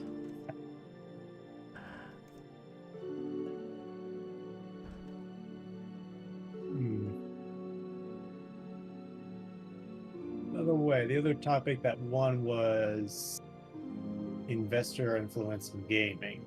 Right. That's what I was gonna talk about. Yeah, like the game companies just can't stick with their normal audience and be content as long as there's investors breathing down their throat for growth. Yep. And that, like, it just ruins the whole creative part of it, because all becomes a numbers game. Yep. Ironically, a lot of unless they're actually like getting loans that don't expect it to be paid back. They're following a lot of trends that are costing them money too. On top of that, Yep. because I think a lot of it is, with some of it being malice, but a lot of it just being investors actually thinking that what they're told is popular really will sell. And what they're told is popular is just raw data from places like Twitter. Yep. What? Just And of trying to course, condition- activists are definitely trying to hijack those trends. Yep, and just gaslight normies into thinking the stuff they make is good. That's why I'm so glad to see Concord fail. 'Cause I believe that's Ubisoft, right? That made that one? No, I don't. No, I surprisingly no. Ubisoft made Star Wars Outlaws, which Oh, is that's another right. fun subject. Oh, yeah, that's another fun subject. I forgot Yeah. about that. Yeah, there's been so many could I- fails lately. How could I forget about such a memorable, successful, bug-free game? Make it stop. Actually, what am I talking about? I'm just playing Path of Exile all the time now. Okay. I actually had some difficult fights last time I played that. You So, had to use 1% of your power. no, I died a few times. Well, that too. Some Anyway. there's like a real swing in difficulty sometimes. You go into like one boss fight and it's like easy peasy. Then you go down the room and there's another boss fight and it's like, oh hell, what is happening? You know, it's just sucker punch you sometimes. I was actually curious. So I checked Wikipedia. The first line I noticed was that for Concord, it received mixed reviews from critics and became a sales flop, becoming one of the worst commercial failures in video gaming history, which Is actually true. may be accurate. We'll see, because this is actually, man, I think they probably pushed a whole bunch one or two more games, but this is from a company I've never heard of, Firewalk Studios. Yeah. Okay, May be making their last game.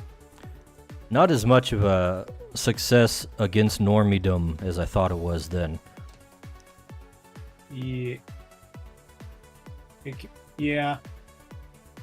Like I mentioned it before, like it has nothing that can just pull normies in and trick them into thinking they're having fun. Or at least ignore the bad parts. Right.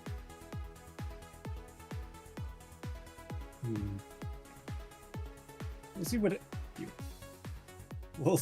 we'll see what I think we'll see what happens with like Star Wars Outlaws, because I feel like it could.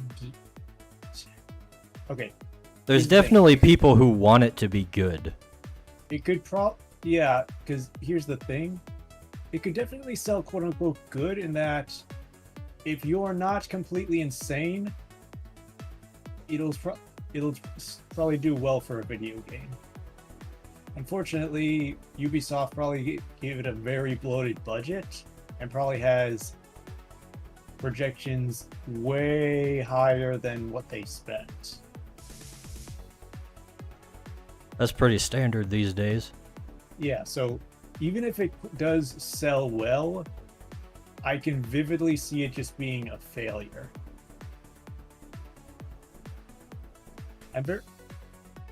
Holy fudge. Okay, yeah. Have you heard of the interesting creative decision to make the game make the beta, like the initial beta feels accurate and inaccurate at the same time? Okay. What? They gave you the option to pre-order the game, and along with other stuff, you get to play the game 3 days early. And people who do that have to had to eventually later on download a patch that would delete all of their save Oh data. yeah, I heard about that. That sucks. Yeah. I feel bad. The spiteful side of me is very curious about how many people just blindly did that and blindly played $110 to have 3 days worth of progress deleted.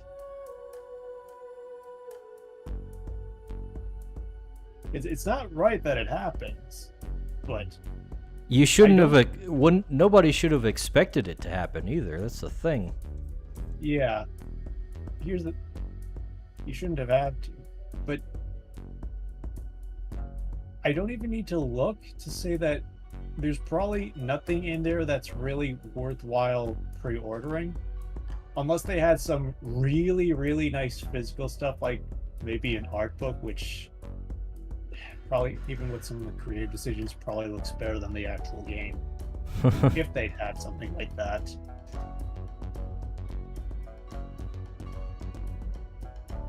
Trying to...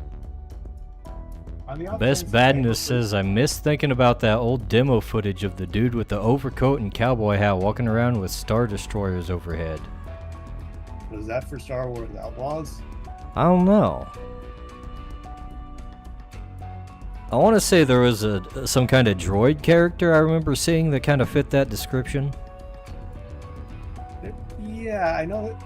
I haven't seen anything about him, but there's a droid character in like an overcoat with a gun over his head in the promo art. He actually looks kind of cool. I'm not sure. I don't think the overcoat on him feels quite right, just because droids usually don't wear any clothes. Yeah. But that's the kind of sort of silly character design I'd be willing to make exception to, especially if they'd explain it as the droid being a bit of an oddball.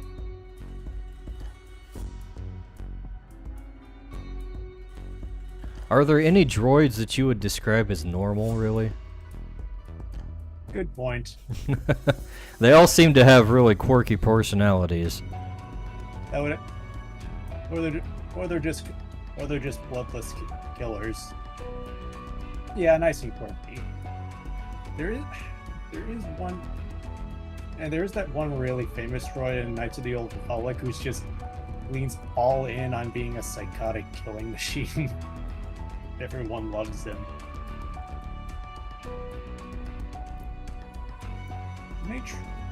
Kind of tempting to try that one day. Did it though? From what a friend Bielberg was saying, it does seem to be a pretty kind of rough because it's a product of its time. And at the same time, I'm kind of curious to give it a shot to see if I can look past the roughness. What are you talking about? Star Wars Knights of the Old Republic.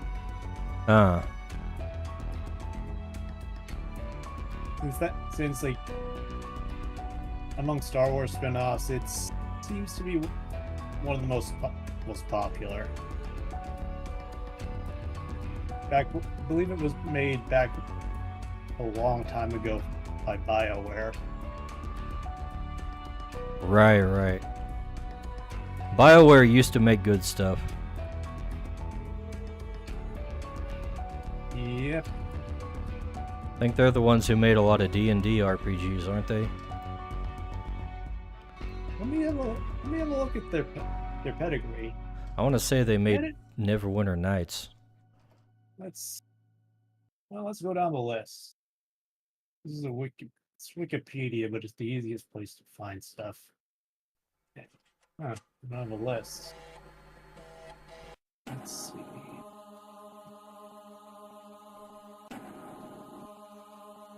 Oh wait, they made Baldur's. They had a hand in Baldur's Gate.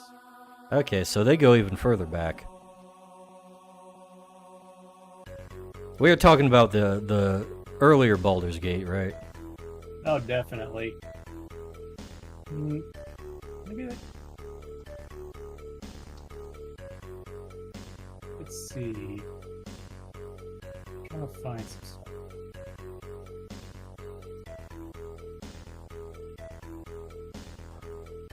Yeah, that's it. Yeah, trying to find. There's some stuff listed on their site, including some earliest stuff I can recognize. Well, yeah, they made the original Baldur's Gate and Baldur's Gate 2. Okay. Neverwinter Nights, the old Star Wars Old Republic games.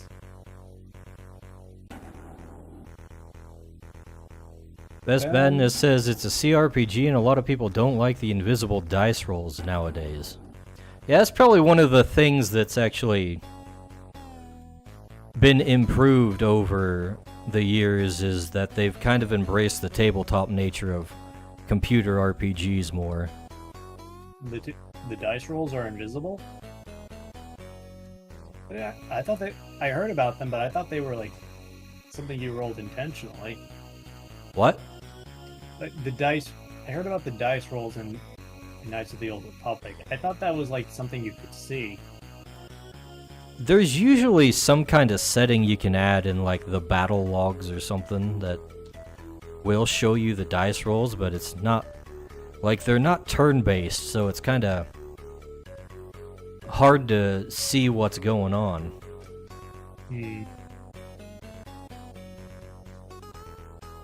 Okay, that does sound like something that could be improved. There is apparently a remake in the works, but... Remake of what exactly? Knights of the Old Republic? Yeah. Oh.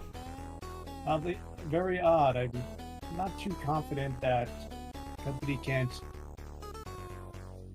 I'm actually kind of hoping the company will just be cheap and lazy and just put a new splash of paint over something instead of trying to add anything.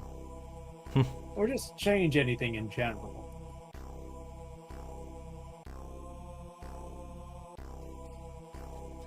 Okay, so I'm gonna look something up because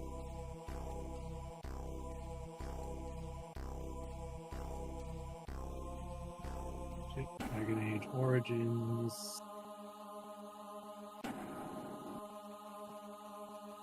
Yeah, BioWare's website is arranged a little weird because it looks like they've got stuff in order, but then they have the Mass Effect series bunched together with Mass Effect Andromeda, and then they go right into the Dragon Age series. So I thought, wait, aren't these at different times?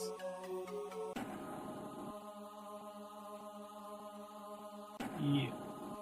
So anyway, yeah. So yeah. As far as I can tell, current BioWare started off with Dragon Age Inquisition, which could be very progressive, very current era. Yeah, they're coming out with a new Dragon Age, aren't they? Yeah. Looks like Overwatch characters or something. Oh, good. Yeah. The Dragon Age where everyone is pansexual. That's right.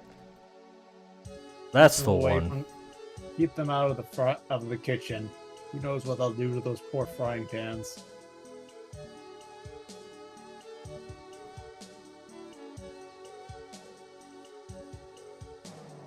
I keep thinking of Mass Effect Andromeda and how BioWare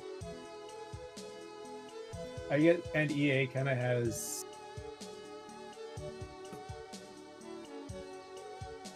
I'm sure most people have a clue, but it feels like there's at least one person who's just so detached from reality to be happy to announce a new Mass Effect after Mass Effect Andromeda. They've got another one coming out at some point. And I'm very curious to see how that would be marketed, because Mass Effect was pretty big, but it had its time in the light, and unless they can make make lightning strike twice and just do what Baldur's Gate 3 did by some miracle. I don't know how they're gonna make a Mass Effect that can match like the earlier games and just sell 1 Mass Effect trillion copies. Yeah, I don't know. There's just like a body of water rising, and game companies are just constantly scraping at the ceiling.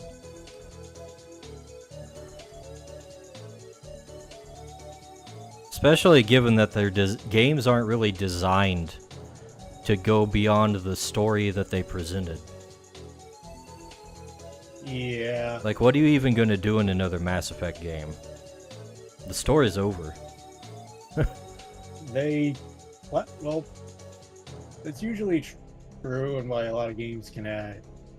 As much as I enjoyed them, the stories overall can be kind of awkward and disconnected because they're focused on the gameplay first. Mass Effect actually tried to plan out everything with the trilogy, and as far as I can tell, 1 and 2 were good. Like, 1 and 2 are generally considered good. 3 is the controversial one, mainly for the ending, but it seems like I watched Shiroi play a bit, and from what I got, there were a good number of things that kind of fell off around then. But I think Mass Effect Andromeda had the same effect that modern Star Wars had for the prequels. Probably not apologists, but just at least seeing that it wasn't for all the mistakes it had, it just wasn't that bad. Wasn't as bad. Also,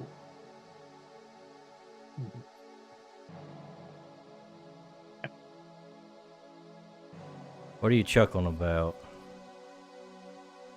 BioWare is trying to memory hold the greatest use some great history. Their participation in making the first and only Sonic the Hedgehog RPG. I've heard about that. Yeah. It's not very good, and I wouldn't think so. is it? Yeah. Overall, like, it's not really just like it's Sonic and turn-based gameplay. The overall game is probably one of the weak. Gotta go fast on my turn. It's a very strange game because if you look like on its own, it seems like kind of weird, but when you look at it, it actually introduces like a bunch of alien races, and you can kind of see the Mass Effect in it. It's got Mass Effect elements to it. It's definitely unintentionally. It's kind of a weird story-heavy game that is a little infamous for being connected to Ken Penders. Who straight up call the reason being that, you know, Knuckles the Hedgehog? The Hedgehog? Knuckles the Echidna. Okay. I wasn't sure if that was like another character that I hadn't heard of, like some kind of knockoff no.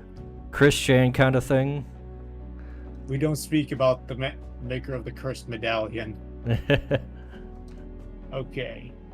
Anyway, for a guy who's the last of his kind, Knuckles, Knuckles has a tendency to like find his entire race. It only happened It's only happened twice, but it's still pretty notable. The most infamous time was just Ken Penders introducing the Echidna race and just going absolutely nuts with it in a Knuckles, I think, mini-series, trying to focus on them. I believe the lore for how Knuckles got spikes on his hand is that when Knuckles was an egg, his father stuck him in a microwave. What? It's probably like a super weird sci-fi thing. That's how it's described to me. He got mutated from microwaves. Yeah. There is a theory that the stuff that Kender's put in the Knuckles miniseries, like a weird, edgy, dark sci-fi thing, were a bunch of ideas from his own project that had elements that matched that. And the second time was in Sonic the Dark Chronicles: The Dark Brotherhood, where Dark Brotherhood. We're in Skyrim now. possibly inspired. Let's see. There's actually a good story.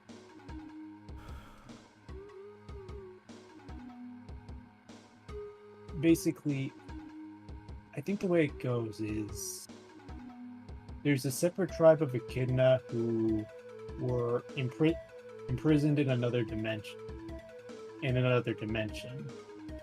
Mm-hmm. The titular Dark Brotherhood. With one of the members, Shay the Echidna, becoming an ally. Right.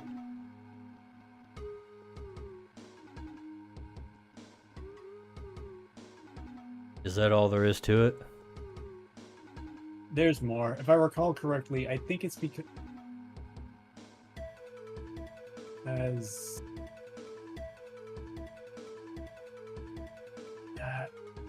actually I can't find a good summary. It's actually more complicated than I remember. The idea is that the leader, That's a good sign. of the tribe is.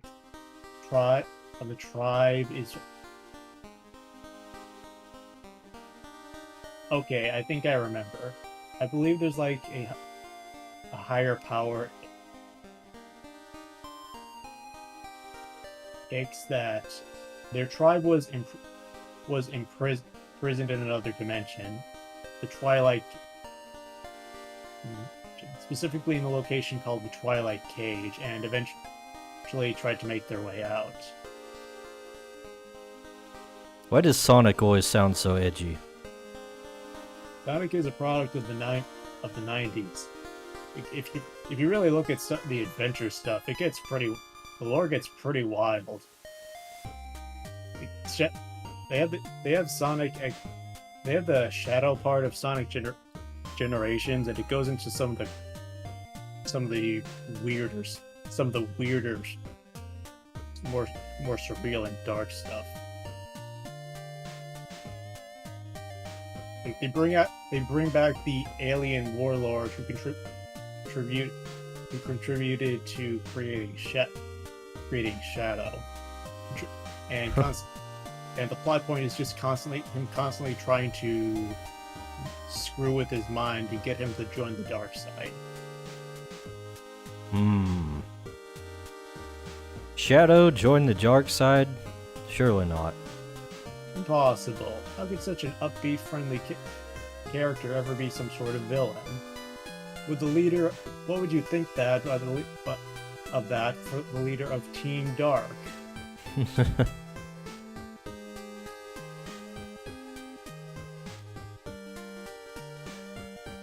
Couldn't be.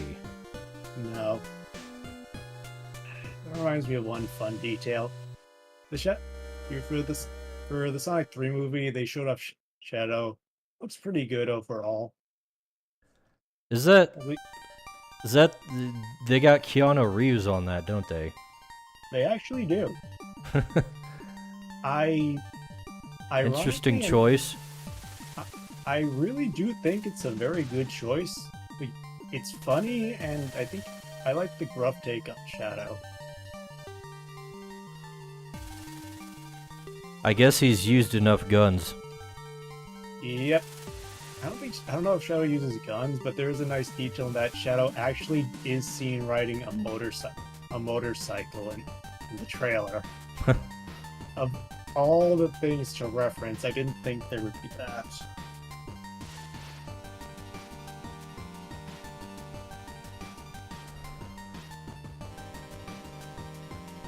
I got a feeling they're not gonna mention. Oh wait, Sonic actually calls Shadow an alien. Oh, really? So yeah, in the movie trailer. So I guess technically they are gonna mention that part.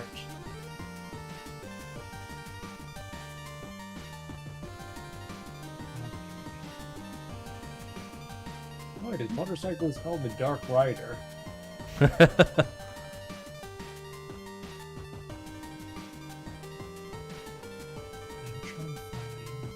They just went all in on the edge, huh? Yep. I can appreciate them committing to that, even if it does get a little silly. It feels like everyone is tries so hard to be ironic. And I can't find it, but there's this really funny page of Shadow explaining I think it's Amy commenting on Shadow having a motorcycle. Shadow explains it as the organization he works for requiring each unit to have a motorcycle. Okay. Then Rouge asks why he polishes it, and Shadow just smiles and says, "I really like this bike."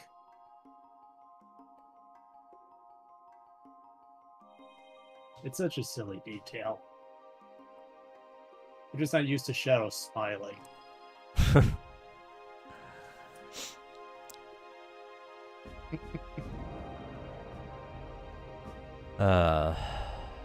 Yeah.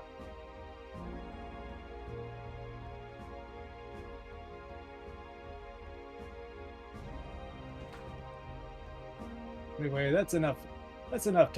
Fun stuff. Back to blunders in gaming. Blunders in gaming. However, could this happen in such a competent, well-oiled machine? I don't know, man. But you know, we're gonna take advantage of it. We're gonna make our own games. Like this one. We're gaming now, folks. I need a picture of this thingamajig I'm trying to draw because I forget all his details. Where's Zorbat? There he is. You don't have a... He has... How many eyes does Zorb have? 6? In total? Yes, 6 eyes. Yep. Behold, Zorb. Let's see. He's got these really pronounced cheekbones, for one thing. He's a very bony fellow.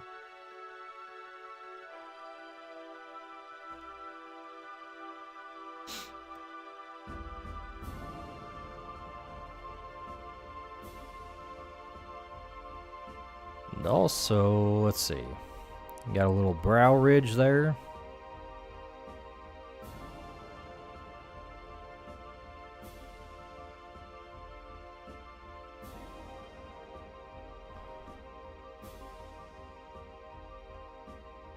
Alright, then he's got these little things on his jaw. Got a very sharp jaw. Oh, the protrusions, yes, of course.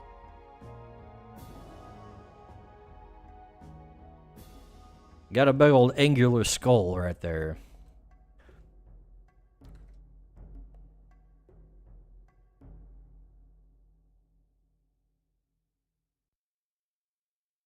And Patron can probably figure the rest out. Well, we should draw... We should draw the other eye just in case.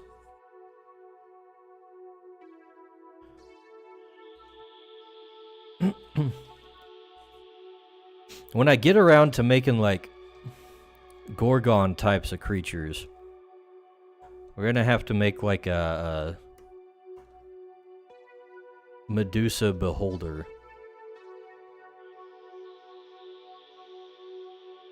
With snakes instead of eye stalks. A Medusa beholder. So...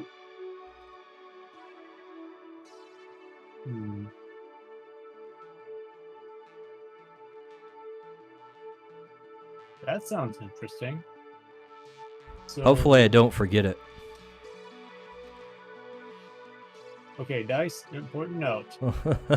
Don't forget. Don't forget. Always Skunk's Workshop remember- was in here earlier asking me about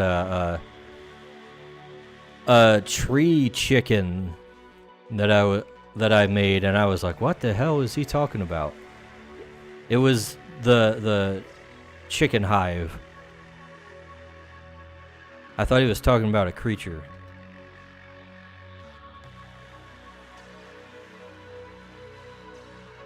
When is the chicken hive coming up? What do you mean when it's coming up? When's it coming up? When is the chicken hive creature? That's just a chicken. That's just a chicken creature. Oh, okay, cool. Cheapy is the chicken hive creature, except he's just a chicken. By the way, chicken hive, what does that mean? You don't remember the sub-creatures? No. Well, I remember, but I don't remember all the sub-creature types. Let me drop it in the chat for you.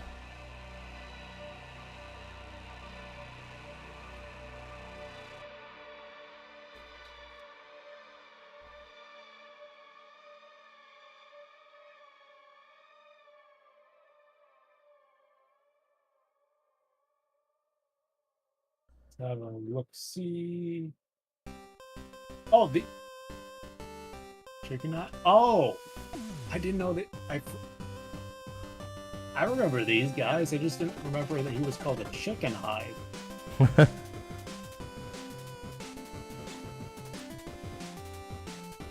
Yeah, I remembered him too. I just didn't get a chicken tree He does as look the like reference. He does look like a chicken tree because of the roots. Yeah. As soon as I figured it out, I was like, "Oh, of course." I keep forgetting you have degenerated mutants and creatures. I need to draw more of them. Mound sweep incoming.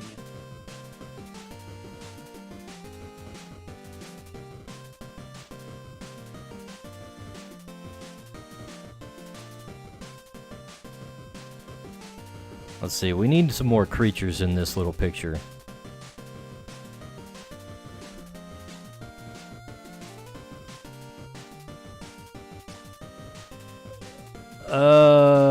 I've got too many windows open as usual. I can't find anything.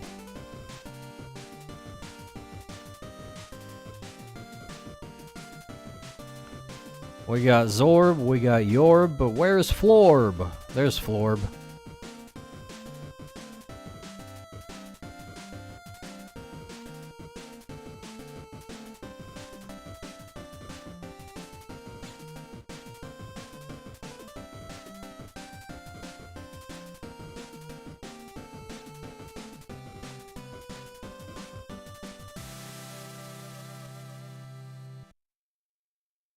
Alright, let's get some perfect circles going here.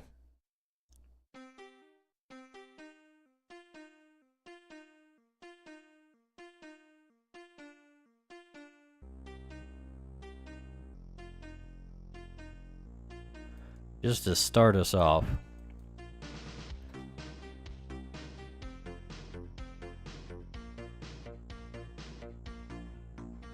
Whoops.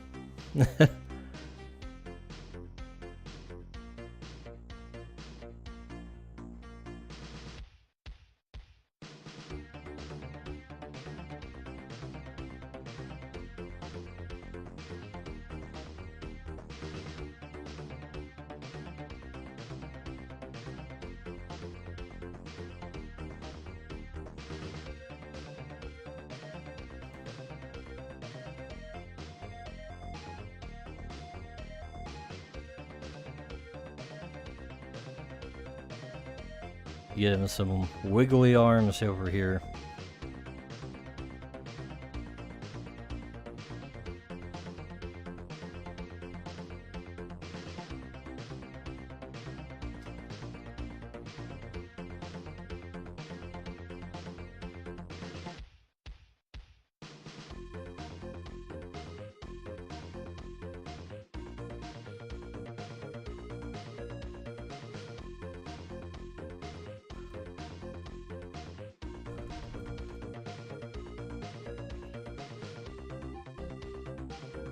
Might be a little bit too on the nose, I don't know.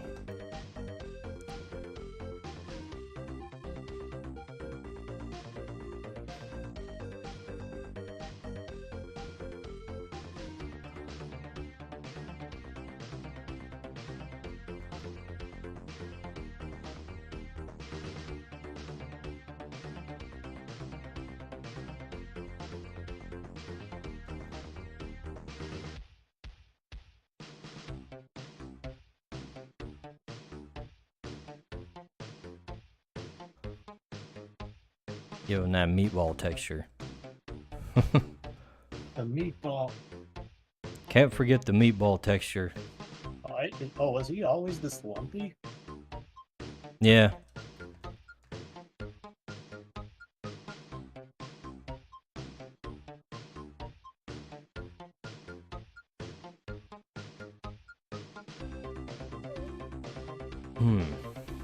I'm trying to think of something I'm excited about to counteract the negativity that we've been talking about. It's very difficult, I found. There ain't much coming out that I'm actually interested in.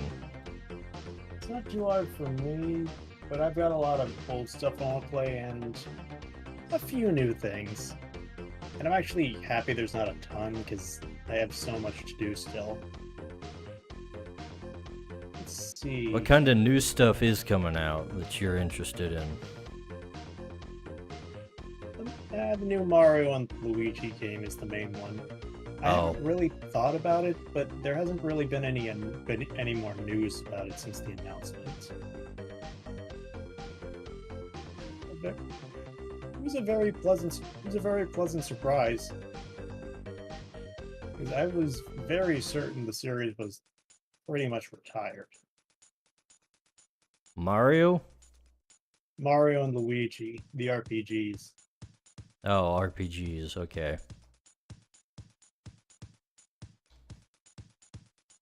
Yeah, I'm not too familiar. The concept is pretty simple. It's an RPG where when rounds are going on, you have options like dodging and counterattacking enemies. And you've got standard attacks that have button inputs, as well as special attacks that have more advanced moves to make. So it's got like real-time stuff to it. Yep, that's what I was looking for. Quick time. More or less. Not quite like... Just like the South Park RPGs. Holy heckarino. Can't believe Mario and Luigi ripped off South Park. Dang.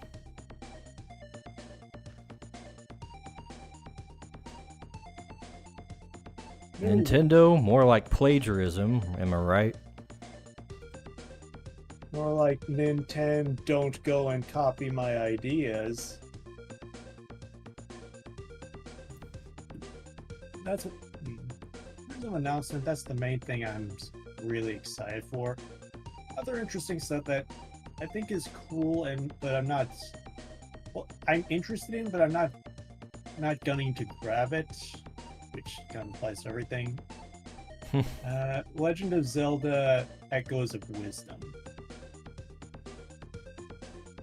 That's an interesting game that I recall people trying very hard to try and make it controversial, with Zelda becoming the protagonist instead of Link.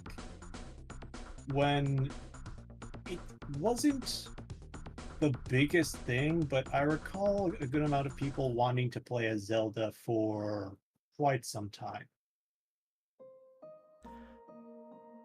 I'm not even a Nintendo fanboy, and I know that people have been wanting to like a Zelda-centric game. Yeah, it's a very interesting game because with each big main trailer, they actually unveil a ton of stuff.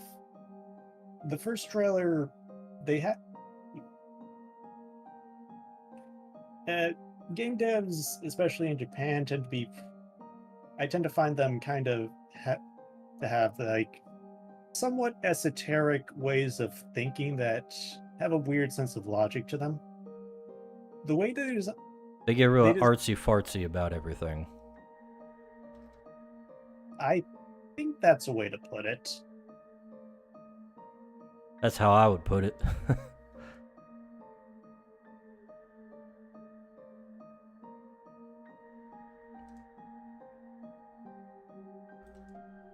With with Echoes of Wisdom, they tried pretty hard. I can see the way of Nintendo thinking of like trying to justify why something exists and how to make it distinct. In case you haven't kept up with Echoes of Wisdom, right? Not a whole lot. Yeah. So I'll just go over some of the details. The way it works is that the way it was presented, rather than fighting directly, you'd be able to use a special wand as well as abilities from a fairy companion Tri to copy certain objects in the overworld and even certain enemies and use them to fight other enemies as well as solve puzzles. Yeah, it seems more like a puzzle game. Yeah, that's what it seemed like. Then in the latest trailer, the last trailer, they also unveiled more abilities. They added, which, well, kind of cemented of how it's like Breath of the Wild in 2D, because along with all the options the options you have to tackle different problems, they also added something similar to like the power hand in Tears of the Kingdom, where you can just tether yourself to things and either drag it around or have something moving drag you around. Then in the last trailer, they introduced both an alternate world, like in Link to the Past, which is the location of the dungeon. So they brought back that old element, and they also brought back an option for you to become a sword fighter similar to Link.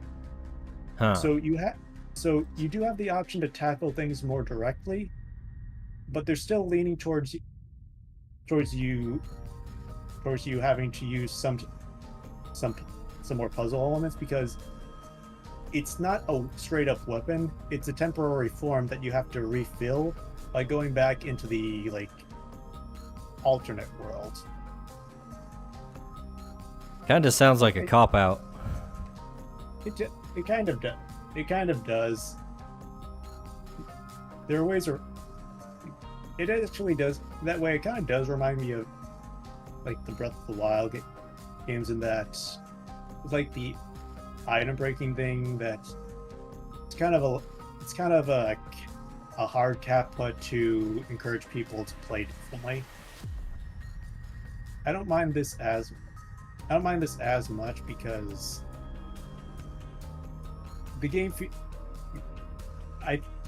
because of how the game is designed, it feels more like it's more tightly designed and meant for a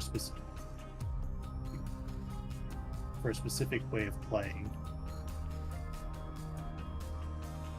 And there does seem to be like a ton of options you have for approaching things. And there was an energy bar, and it listed level 1 specifically. So there's probably ways you can travel through the world and earn upgrades to go through fights longer as a sword fighter. that's the thing that sticks out to me. Like, there's a ton of options, and it is a return to 2D Zelda, which I'm happy to see because, unlike Haven't they just Why? been doing those every once in a while, anyways? they kind of do. They do. It's something I'm just happy to see because I'm getting more used to games taking like 5 or so years to come out these days. It doesn't even have to be games. I just want like smaller things to come out in between. Things that aren't like massive open world sandbox games. Yeah. Even just like basic remakes, as long as the price is toned down, I'm fine with. Because after like the 6th gen, it feels like I think for the most part, games just generally need some quality of life improvements and some like HD upgrades. Yeah. There's not a whole And lot you can do with like modern graphics that is noticeably different than yep, things back in the day. It's just kind of design choices that are a little bit outdated sometimes. sometimes, and there are some cases where there needs to be more thought before changing them. I found out I was playing the Super Mario RPG remake, along with the newer one being a bit easier, probably because of the difficulty. One thing that they did adjust was the ability to swap out party members. I found this very useful, but apparently it was something that did hit the difficulty because you'd have to deal with the hand you were dealt. Hmm. The main reason I appreciated this was because I was kind of neurotic about trying to get all of the journaling, all of like enemy entries for the journal, and I believe that's something that's tied to one character specifically who I wouldn't have been able to have in battle if I couldn't rotate party members. Yeah. So unless in the original one, did they just like lock you into specific party members at certain points of the game or something? they locked you in with the party you had set up right before a battle. So if you had Mario, Bowser, and Peach, you were stuck with that until the end of the battle. And the one character who could read minds, Mallow, if he couldn't read an enemy's mind, you just couldn't do it at all. And you couldn't find out their weaknesses, which wasn't a big deal to me, but given that the game was harder back then, it could be pretty important, especially for especially for bosses. It's actually I believe it's more useful here because there's a journal entry for enemies that I don't think was in the original game. So like a Pokédex. It's literally a Pokédex. A legally distinct Pokédex from Nintendo. I like the... Legally distinct from the other game that it kind of owns. Yeah. I was making the... And I have a copy of Fossil Fighters I need to play, and I just randomly think of the day if I get around to playing it, I'll definitely put the clickbait, Nintendo made their own Pokemon killer? Why would they kill their own game? No, Dicebag, you don't understand. It's a monster collecting RPG. It has to be the next Pokemon killer, just like all the others. Of course. No. Pokemon is the Pokemon killer. This is true.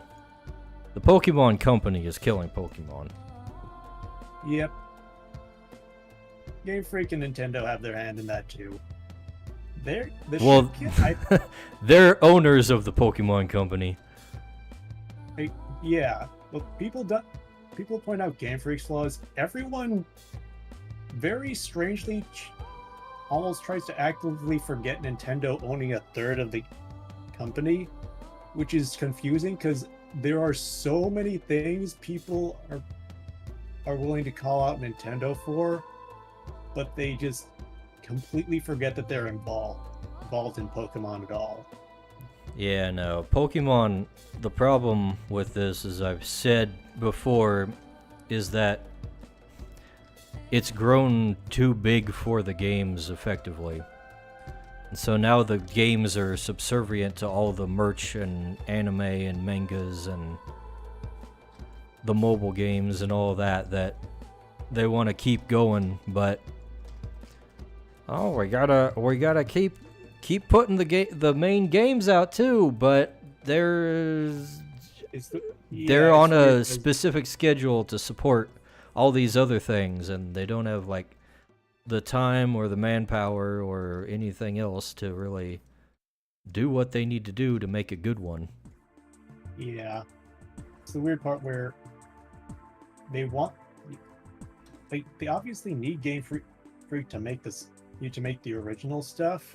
And they have Game Freak on the grind to keep up with the merchandising that they always have to get to.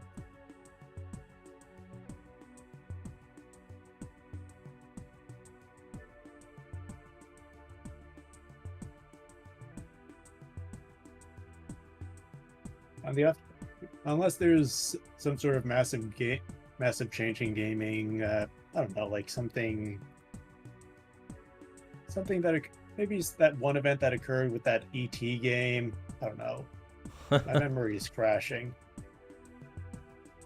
I don't see much chance of things changing unless it's like a complete coincidence. In what terms? Like just with Pokemon you talking about? Unless something big happens and the devs make a chance to do a little breathing room. I understand it's considered rough, but Legends does at least feel a little different. Feel different enough that I kind of appreciate a lot of details to it.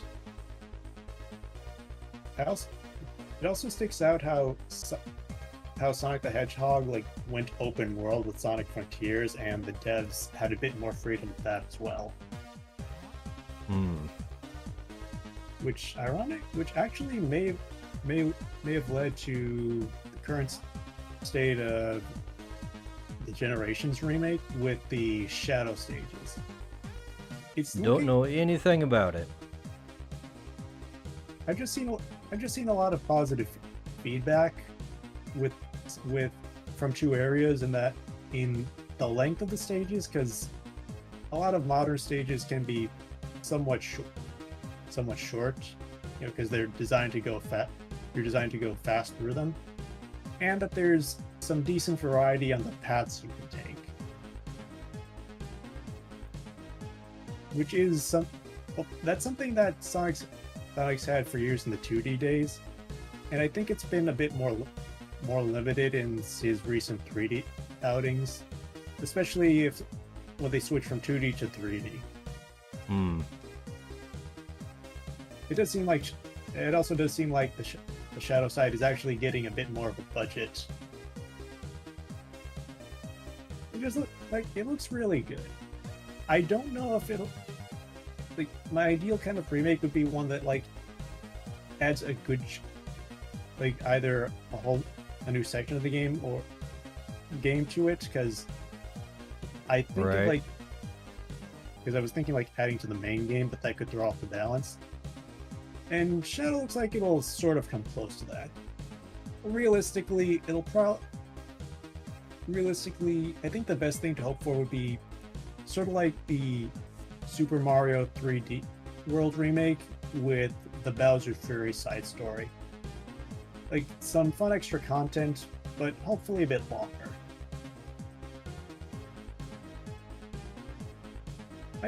I really do hope things get better, and there are some positive things that I can enjoy. I mean, don't we all hope things get better? That kind of goes without saying. I don't think anyone would be cheering for stuff to burn if they were listened to, or at the very least all of the failures weren't just the case of unforced errors. Well, people are waiting for the gaming industry to burn because it sucks. Yeah, To put it mildly. I don't think would it really suck this much if people actually cared and there was enough talent to it? I don't think it would. At the very least, we'd be seeing some more change, even if it was like abject failure. But it doesn't happen. Nothing changes. Things keep getting worse. People are ignored. What else are we supposed to do besides just do our own thing and pick and choose what we get? Yep. We don't That's have what any. we're doing. They don't want to give us any power. They don't want to. They don't want to like try to appeal to the people who really Actually care buy the and will games. really stick. The ones who will really stick with them even when they're not popular.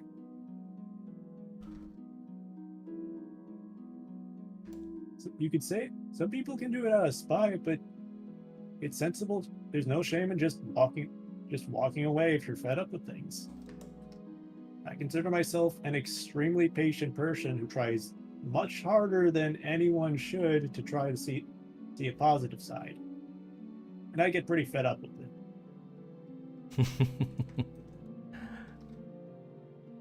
My bare minimum is that if you're going to fail, just do it, make it a genuine failure. At least Not- learn from it next time. But they don't do that. They don't do that. Failing upwards is just too common. Yeah. That's the thing. I want people to learn from their stuff and take feedback. No one wants to learn, and everyone gets you. They just yell and lash out at people. Well, it's because they're not in it to make games. Yeah, Those people are just in it to push in ideas. yeah. So aggravating just see people constantly lash out at criticism. Just not. Well, I want to say not get, but I'm sure a lot of people really do get, but they're just trying to deflect the actual problem. So the main reason They don't see it as a problem. That's the problem. It's a feature, You're not the- a bug. You're the problem. You're supposed to like that thing we put in there. It's exactly what I wanted to make. I can't have something that's designed to make money and attain people's interest, be popular. It has to be designed for me and my two friends. That's what I'm doing. Quite frankly. Technically, I'm one right now, but I understand. I think about like older games and how they got popular, but the sole intention wasn't necessarily just to be popular. And even when they kept the momentum going, there was still some creativity to it. They weren't just trying to hit all the check boxes to make max profits. They were just making something kind of weird and unique, and those elements. I mean, They that's were what one that happens when you actually let artists do things. Yeah, Like, you Someti- could put a budget on them and all that, but at least give them control of the product within the Yeah. framework. You got people think- just getting into everything and saying you have to have this much of this, you gotta have microtransaction, you gotta have characters that tick all these boxes, and it's just like there's no room to actually design the game. yeah. There is a good argument for having a framework as well, because the longer I see things, the more I realize that artists are both very strange and kind of awful people. Not us, we're based artists. Of course. But no, There was a- artists often make bad decisions. Okay, that I won't argue. There was that one little little time where before I went to Parlor, I may or may not have kind of lost faith about artists just being not left of Joseph Stalin. It is nice to just realize there's artists that are relatively normal. A few here and there.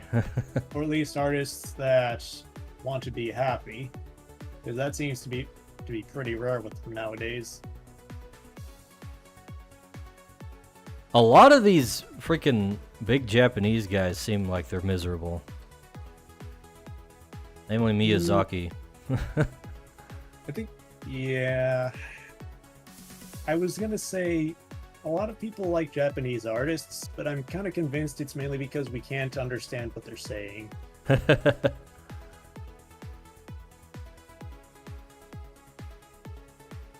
think the most the funniest is probably Hideaki Anno, who made Evangelion. Like, that's kind of apparently a strong reflection of some stuff he was going through during the creation process before he met his wife. Artists are freaking emo. Yeah. Let's see. I also recall Miyazaki. Every time I hear about him, he just kind of comes across as a grumpy old man. I've heard it said that you create the things that you don't have in life. Yeah. I also recall this video of him just pointing outside of a window and just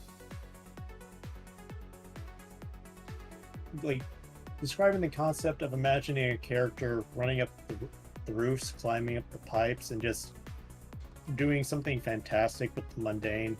And it kind of did kind of give me a glimpse into like his mindset on art, how he makes things.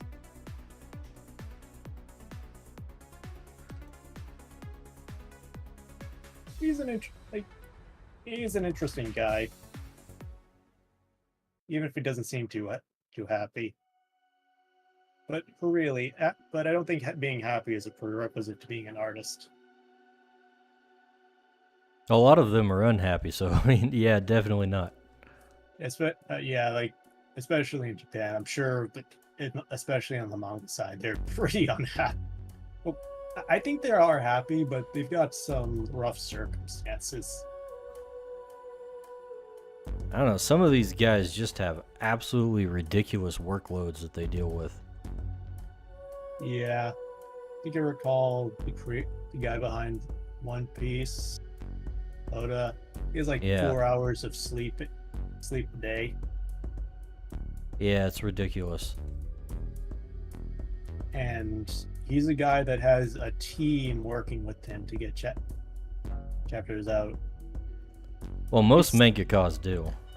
Yeah. But he could probably offload more of that, but he's probably a bit of a control freak when it comes to it. And I understand. I understand too. Something I'll probably have to let go of. I do think he has a good amount of help, because apparently back in the early chapters of manga, one big difference is the level of detail in the backgrounds compared to now. That's definitely, if I was an artist, that's something I'd be very happy to have people fill in the minutia for. Oh, definitely. Speaking of which, how's Patron doing? Patron is working on basic items. Last I heard from him, he sent me some sketches for armor types. Nice. Actually, I can pull those up. Any other basic items? He did some shields. I should probably put some shading on those too sometime, by the way. Maybe I can do that real quick before I log off on this.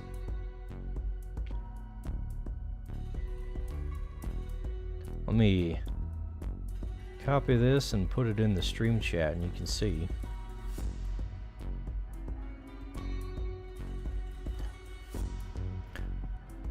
Ooh, nice. Oh, I really like the battle robe. I told him to cut the battle robe off around like just below the knees. That actually makes a little more sense.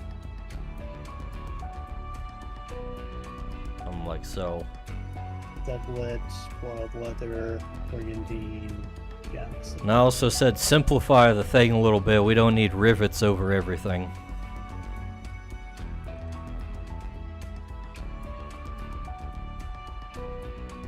Sounds like you need to have add a bunch of belts to your armor. Nah. You'll never make it as a Final Fantasy artist. We want to keep it in Pokemon levels of detail, right? That's what we're going for. Even when it gets close to Digimon, I don't think Pokemon's relatively simple.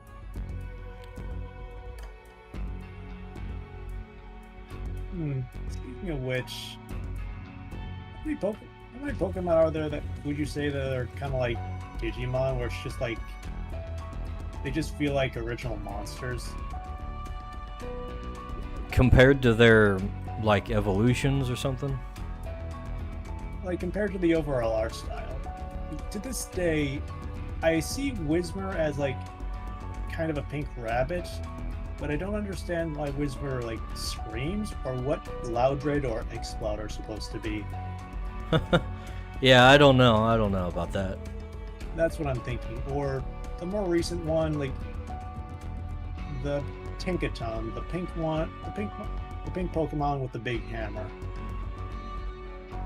Yeah, it's just some kind of fairy thing. Yeah, I'm pretty sure. Yeah, because there's usually like some vague myths or something where Tinkaton is just, I guess the artist just having fun. Sometimes they're not really based on much of anything at all, and that's fine. I know. It's just interesting, since it's like I consider it a work from the original days that's just so kind of embedded in the DNA that they can't really move away from. Like back then we had, I think, is Lickitung based on anything? I don't think so. I wouldn't know what it's based on if it is. It's based on licking things with your tongue. Yeah.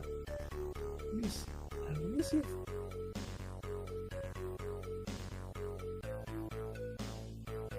Yeah, I don't. It may be based on a type of salamander, but it's a pretty far reference. A salamander? That seems like a stretch.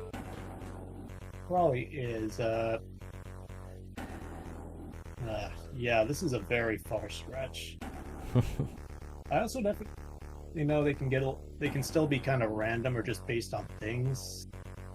I do like him, but I think Magnemite's a good example of this.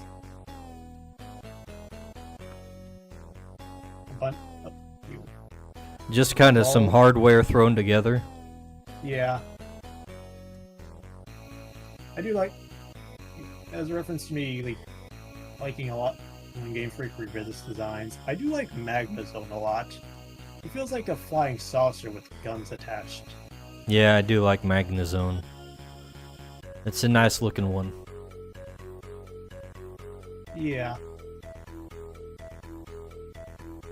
Or the Paradox version of it, which I feel like it's supposed to be based on a monkey just because of the tail, but I feel like it's just about kind of an original look. I have not seen the Paradox version. Is that in the DLC or something? No, it's in the base game. Ah. Must be in the version I didn't play. Yeah, it's one of the old ones. It's one of the Pokemon that got turned into dinosaurs, as opposed to the Pokemon that got turned into robots. internally laughing to myself at how I like the idea, but it's kind of a stoner idea. Like, dude, what if they made Pokemon, but they're dinosaurs and like robots? I just don't like that they were treated like an entirely different Pokemon rather than like a regional form kind of thing. That bothers me so much when they just like throw away a game mechanic and replace it with something that's basically the same but labeled differently. Regional forms are my favorite addition to newer stuff, so I do agree. I generally like the Paradox designs overall. It's more the implementation. I wish like they were that they were each more distinct. I think the Paradox form for like Salamence, which looks like kind of has a primal version of the Mega Evolve form, and the Paradox Pokemon for like Gallade / Gardevoir.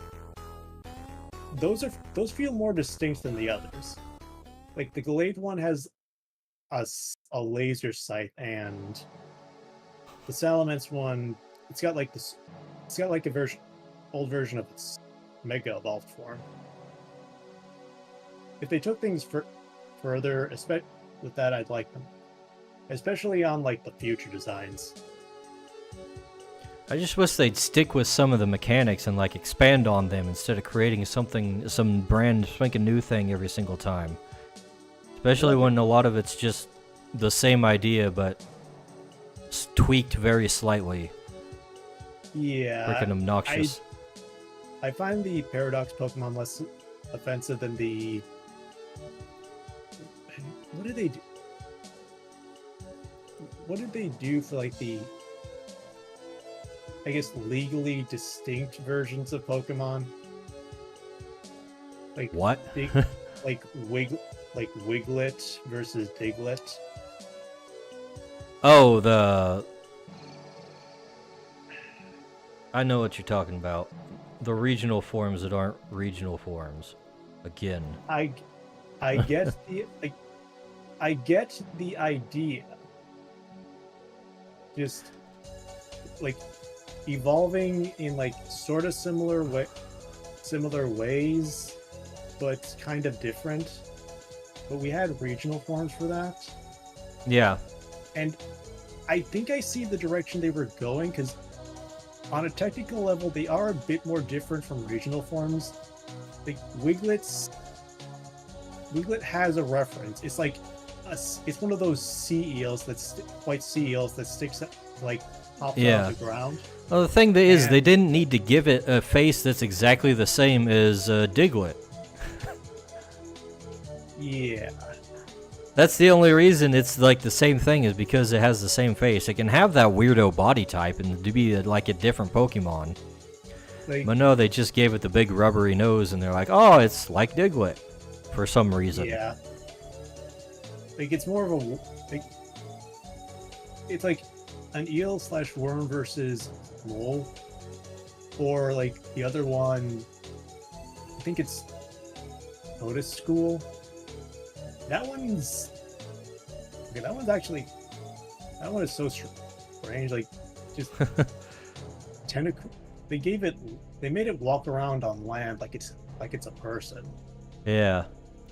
And they made the evolved form just bounce around. I think takes things a bit further than the regional variants.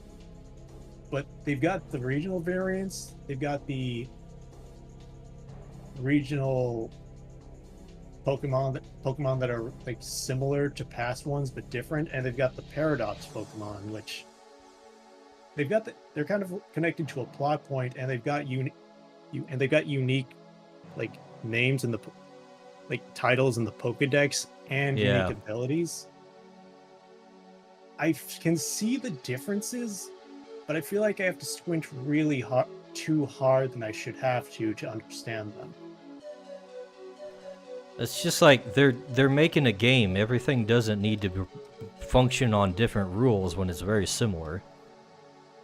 Yeah, like I'm not a. I don't hate the designs. Like I said, No, the overall, designs are fine. I tend to like a lot of the remakes. The remixes they take to old Pokemon the most when it comes to new Pokemon. It's just the way it's just like the permutations aren't big enough for me to think it's justified. The way Nintendo works, it's probably connected to Game Freak. You have to justify a thing for them to like be happy about it. They probably function differently since Game Freak is part of the Pokemon company, but I feel like that still applies to some extent. Out of all of these, I think Paradox Pokemon can stick. I just wish they were a bit more distinct. The Pokemon similar, but not quite similar enough, can very easily just be regional forms. Like, or just have them start out from like a normal form and then have regional evolutions. That was a really cool addition to the regional forms. I liked unique ways of evolving you couldn't get in past versions. I wasn't too keen on that.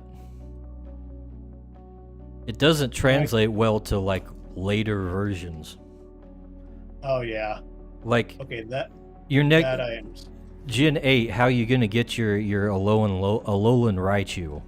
You're not in Alola. It just doesn't exist in the franchise anymore. Apparently. Yeah. You have to use some kind of weirdo workaround to justify its existence in any of the games from then on. Yeah. It's like that's something else I need to talk about in one of my videos. World building for game design. Because Pokemon does not know how to do it. They keep screwing it up. They keep doing these things with their world building that it's like that's not going to translate to the actual rest of the game franchise that you're making.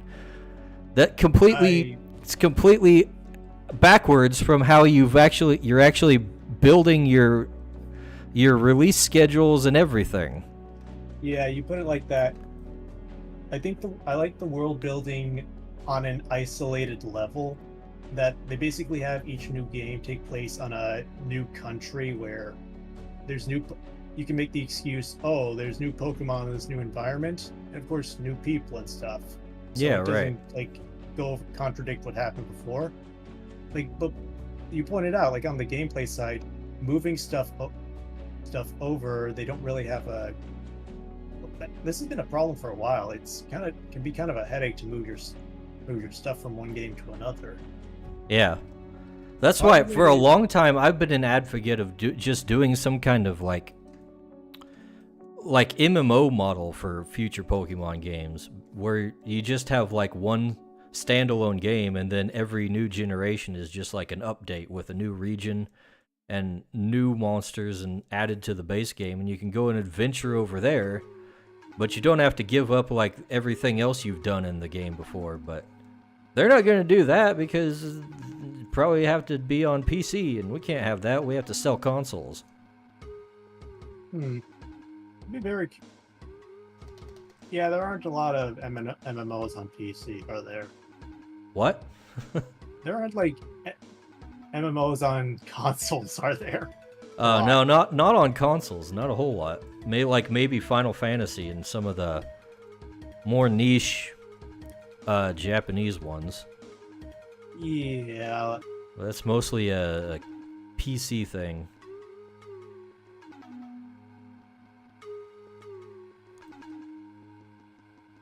Now it feels like most Japanese companies are really against that type of business model, and it drives me crazy because I like it. Because every time they come out with like a new Monster Hunter game, I'm like, okay, this looks like the other Monster Hunter games. What's different?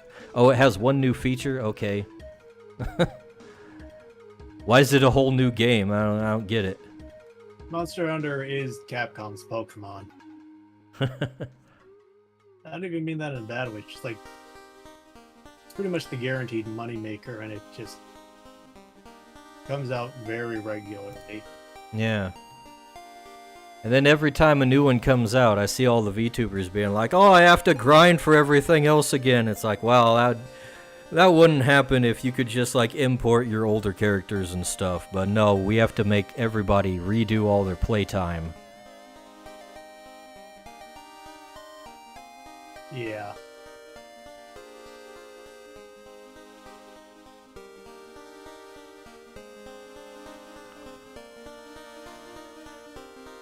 It seems to remind me that I do wish there was more hard modes in games.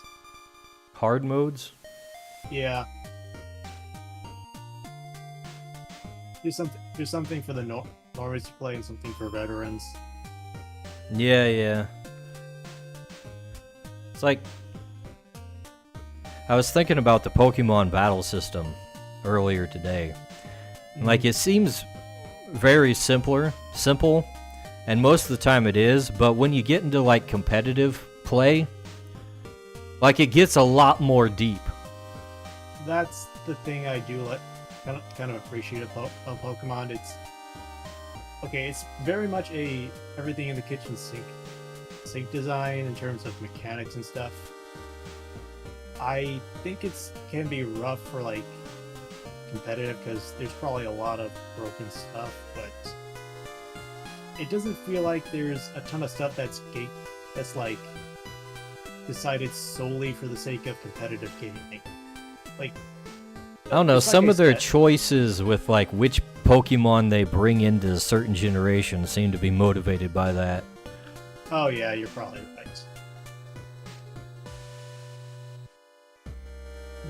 Which is why we've seen like generations go by now where they just don't port all the Pokemon over for some reason. Yeah. Anyways, I'm gonna try and bring up Patron's shield work and see if it needs shading on him. That shouldn't take too long. Alrighty. If I can find the folders. There we go. I have to download it from Google Drive because I forgot to before. Download! Drive, more like Google Stop at the light. At least it's not OneDrive. No Windows OneDrive? 10, I do not want to upload everything to a cloud. Do you want to go up to Windows 11? It's totally your only option. You're gonna love it. Ignore that very small option that lets you bypass this in the corner. Just do Windows 11, please. I need your data. He had the exact same thought I did. I, Update to Windows 11. Options. Do it now, schedule for later. do you Then Do you off in love the your corner. family? No thanks. do you hate kicking puppies? Then update to Windows 11 now.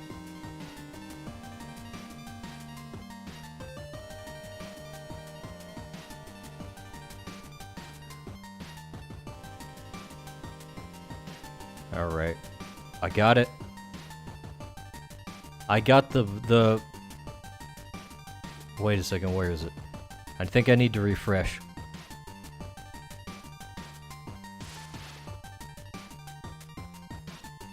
There we go. I got the Photoshop file for him now.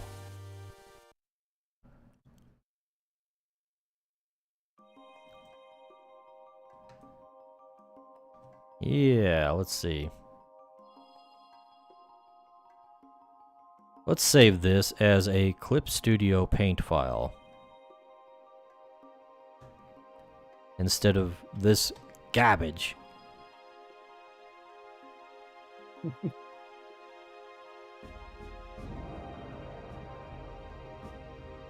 We're gonna have to tone down some of these details first. What is this?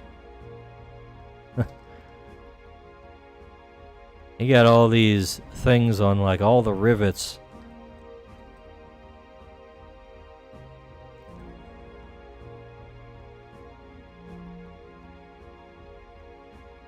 Let's get rid of those. We don't need nearly that much detail in anything.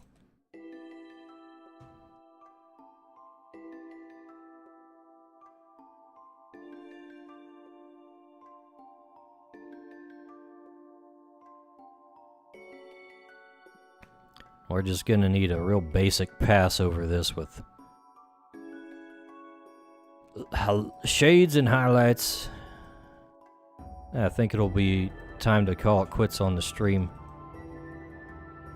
If I can, you know, maybe this will go faster if I just use my freaking hands instead of a mouse.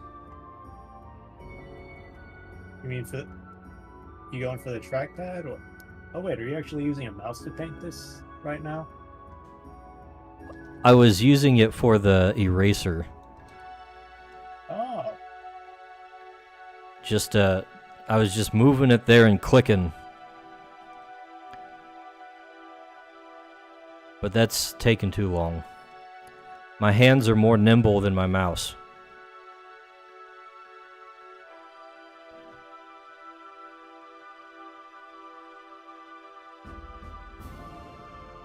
Okay, tower shield, here we go.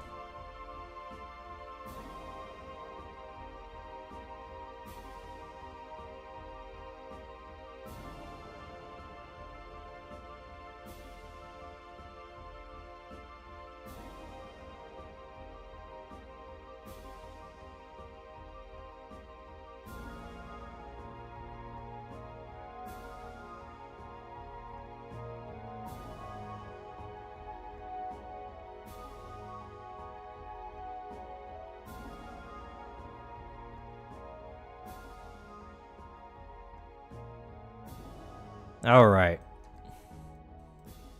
We have a look-see.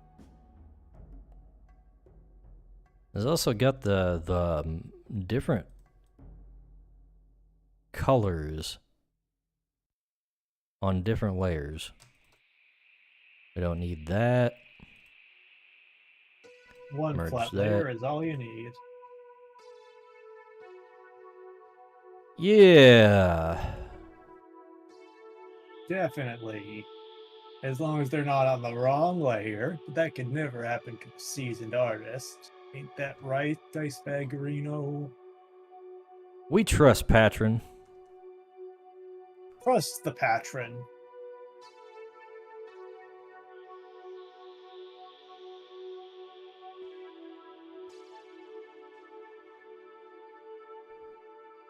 I am gonna make some adjustments on this talisman though.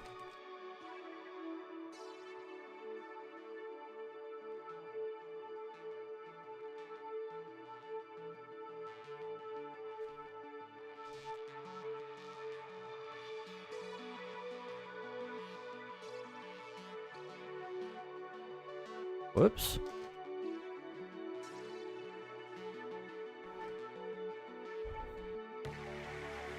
Alright, that should be good enough.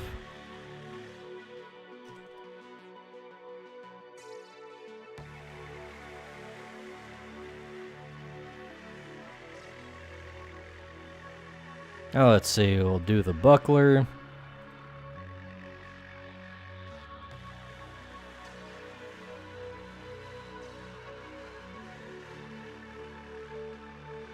Bucklers are kind of rounded. Well,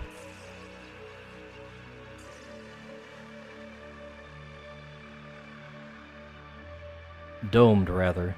That's a better word for what I'm trying to convey.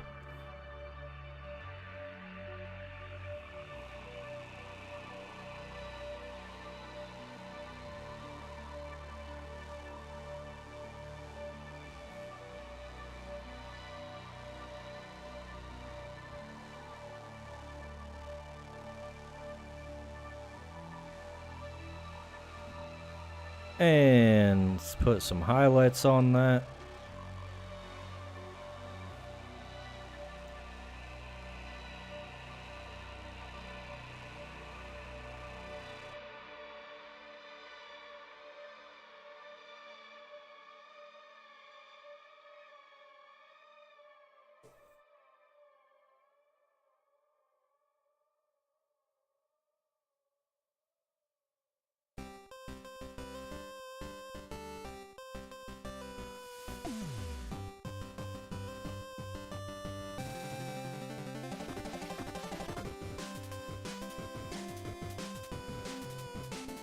You know what? We should probably use a blend mode on this. I thought I could get away without it, but that does not appear to be the case.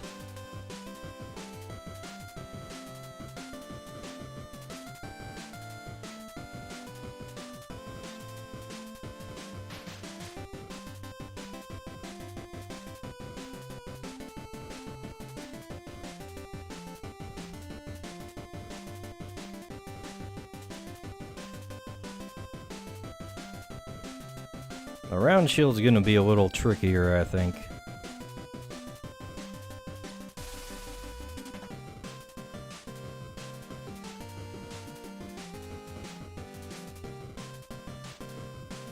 Round shields are usually not domed.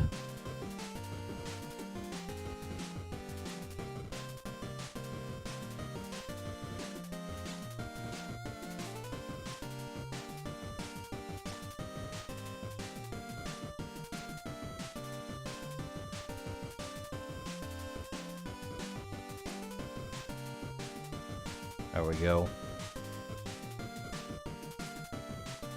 We'll throw in some texture here and there for the wood.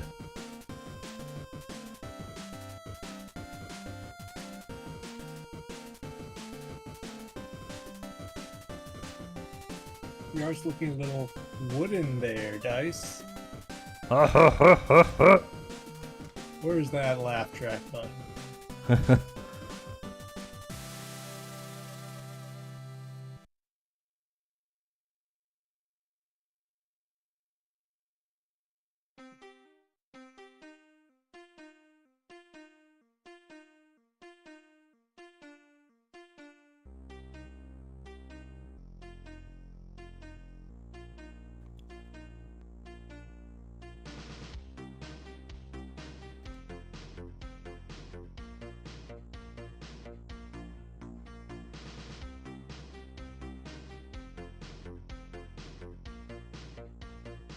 I was on that one stream yesterday, the Iron Age Nights, with a bunch of other guys.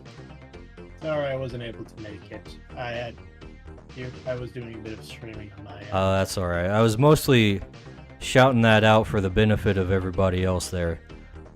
I've just been trying to get on more things to be less antisocial. You're doing more than me. I should try to. You recall the Pocket's Discord, right? The what? The Discord me and a bunch of other people on Minds are in. What was it called? It's called Minds Book Club. I have not heard of it, no. I recall it coming up. Anyway, there's a bunch of people on there. I need to try and just ask if Rooster Fish, Dingus, Kit. I need to just go in and ask if anyone wants to do some collabs.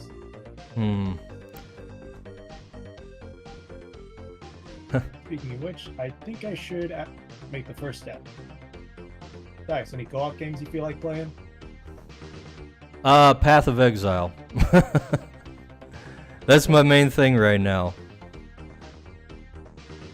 Okay. I don't know, I do like Deep Rock Galactic as well. I haven't played that in a while. It sounds fun. Let me see if it's on sale on Steam. If you don't mind carrying some dead weight, I'm willing to give it a shot. I played it with Kohet. I've carried plenty of dead weight. That's not nice to say, even if it is true. He had no idea what I was doing. How's a skunk says, this has me wanting to hire an assistant. Bro, if you need more time to work, get yourself an assistant. Like, I'm not paying Patron a super great amount. I'm just throwing some money at him and saying, here, whatever this is worth, put out that much for me. Just to save myself some time, and it's much better.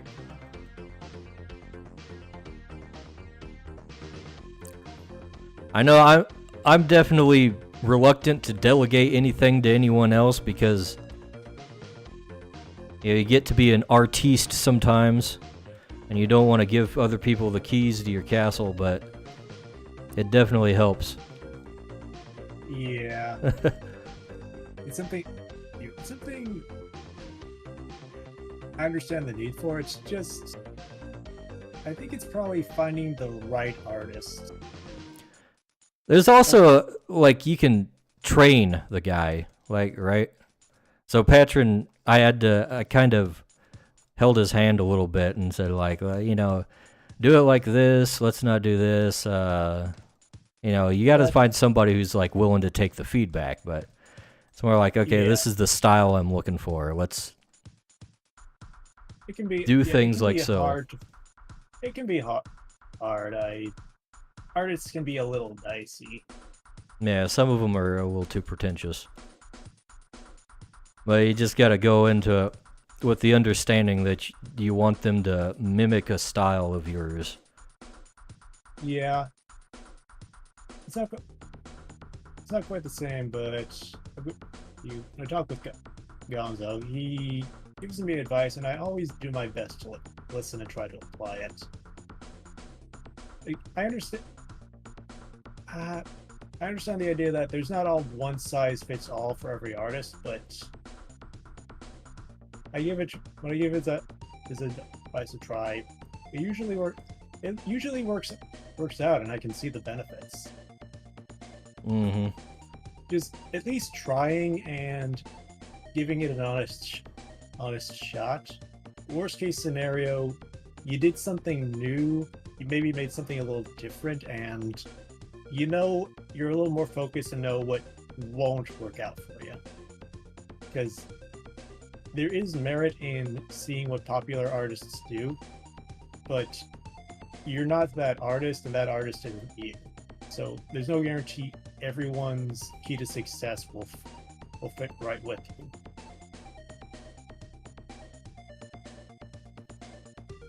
Let's see, Skunk says, I did hire a writer, I'm no author. And I feel that. Like, geez, I've been looking for people who I might want to use as writers at some point, because I do want to put out some actual, like, story content for Crytures. But again, like you said, I'm no writer. That actually sounds like it'll be harder than finding an artist. It probably will, purely because I'm not as familiar with it. I think in your case, it would probably take some time to, like, read someone. If you want to, like, look at their past work, like, you'd try and read something and say, this is a style I want for my idea. Yeah. I've been in touch with a couple writers.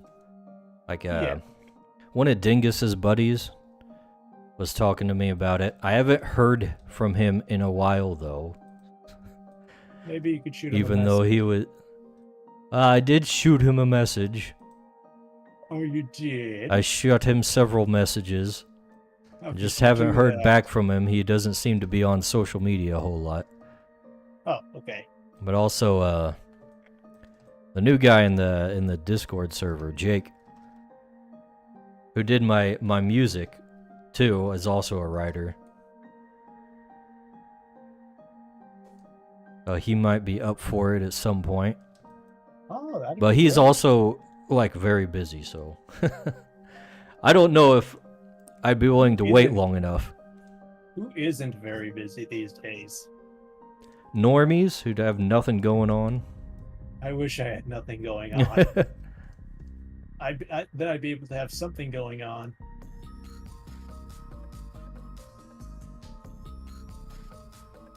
Ain't that the truth? Remember when free time existed? Oh, yeah. Days. Look at what Obama stole from us. Thanks, Obama. When I was a kid, I had all kinds of free time. Then Obama came in.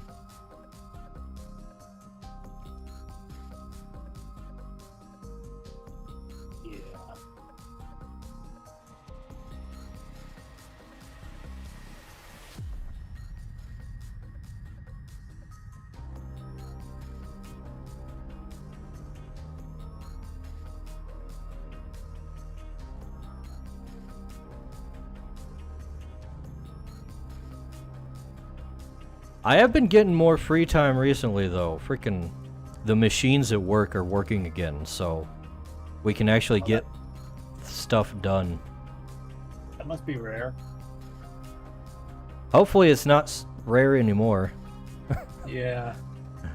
At the weird point where I feel like I'm just getting a little saltier at work, but I think I'm getting a better understanding of how I want to spend my free time. It's very strange because I have been playing a few games offline because I was thinking I should probably have some things I don't do on stream, and then after doing that for a while, I'll stick with what I've got, but I keep thinking, man, I could be streaming this too. Like, it feels okay from like a Ryan said point of view. It feels more efficient, and it's just pretty fun to talk about weird stuff with people. Yeah. I have had a similar effect that I mentioned on the freaking Discord earlier last night with my multiple boxes of card games that I have not opened because I want to do them on a stream. Get that fixed, dude. I'm not even getting the fix because I can't open them. I'm waiting for a stream. Gonna have to do one of these days. I kind of figure at this point I might as well wait until like the VTuber card game comes. But Dice Bag, which one? Oshi Push. You gotta check that. It is. It's got Phase Connect as their first ones. Push card.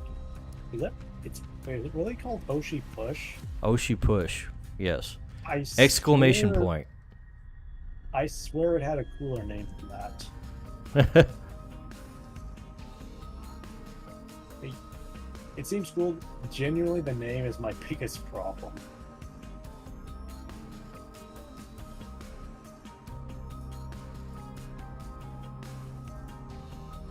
I guess Hololive is coming out with their own card game now too. You gotta check. I gotta check because Hololive card. Of course, it's gonna be VTubers that get me back into collecting cards or something. Yeah. Even with how things have grown, VTubing still feels like somehow sort of popular, but still kind of niche, at least with the fan base. Yeah, they do have an official card game and will formally release it on September 20th. That stuff is gonna, unless they mass produce it, that stuff is gonna sell off so fast. Apparently there were some sort of like special collector cards that were lost, and they just disappeared so fast. They get so expensive. What, you mean VTuber fans have a FOMO addiction or something? Now, I'm not trying to imply that weebs don't have good spending habits or anything. No.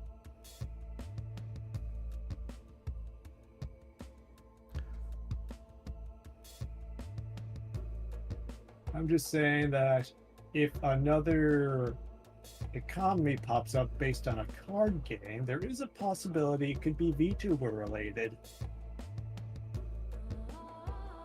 Sorry, Magic. Magic deserves any competition they have. Yeah. Freaking blackwashing my boy Aragorn, how dare you? You're right. I never thought of it that way, but you're absolutely right, and I hate it. Are you not? I mean, are you telling me stuff like the Fortnite crossover didn't bring you back in? No, and neither did the My Little Pony crossover. Well, what about the Transformers crossover? Nope. Let me see. The Walking Dead. Nope, not really interested. I got enough zombies out of that at MTG. I didn't need modern-looking retard zombies. Freaking hate sci-fi zombies. So overused. What are some other cases of sci-fi zombies? Because I was just spitballing. Anything that's like modern day with zombies is sci-fi zombies. You say sci-fi zombies, I think like zombies with extra steps that have like some sort of super virus in them. That's usually how these things happen. Zombies in modern times? Oh, it's a virus. Some kind of disease made in a lab. How original. I recall The Last of Us having it be a fungus. A fungal disease. Oh boy, instead of a viral disease. How original. Let's see. Man, I wish there was a comprehensive just list of crossovers. Let me see. Let me see a few.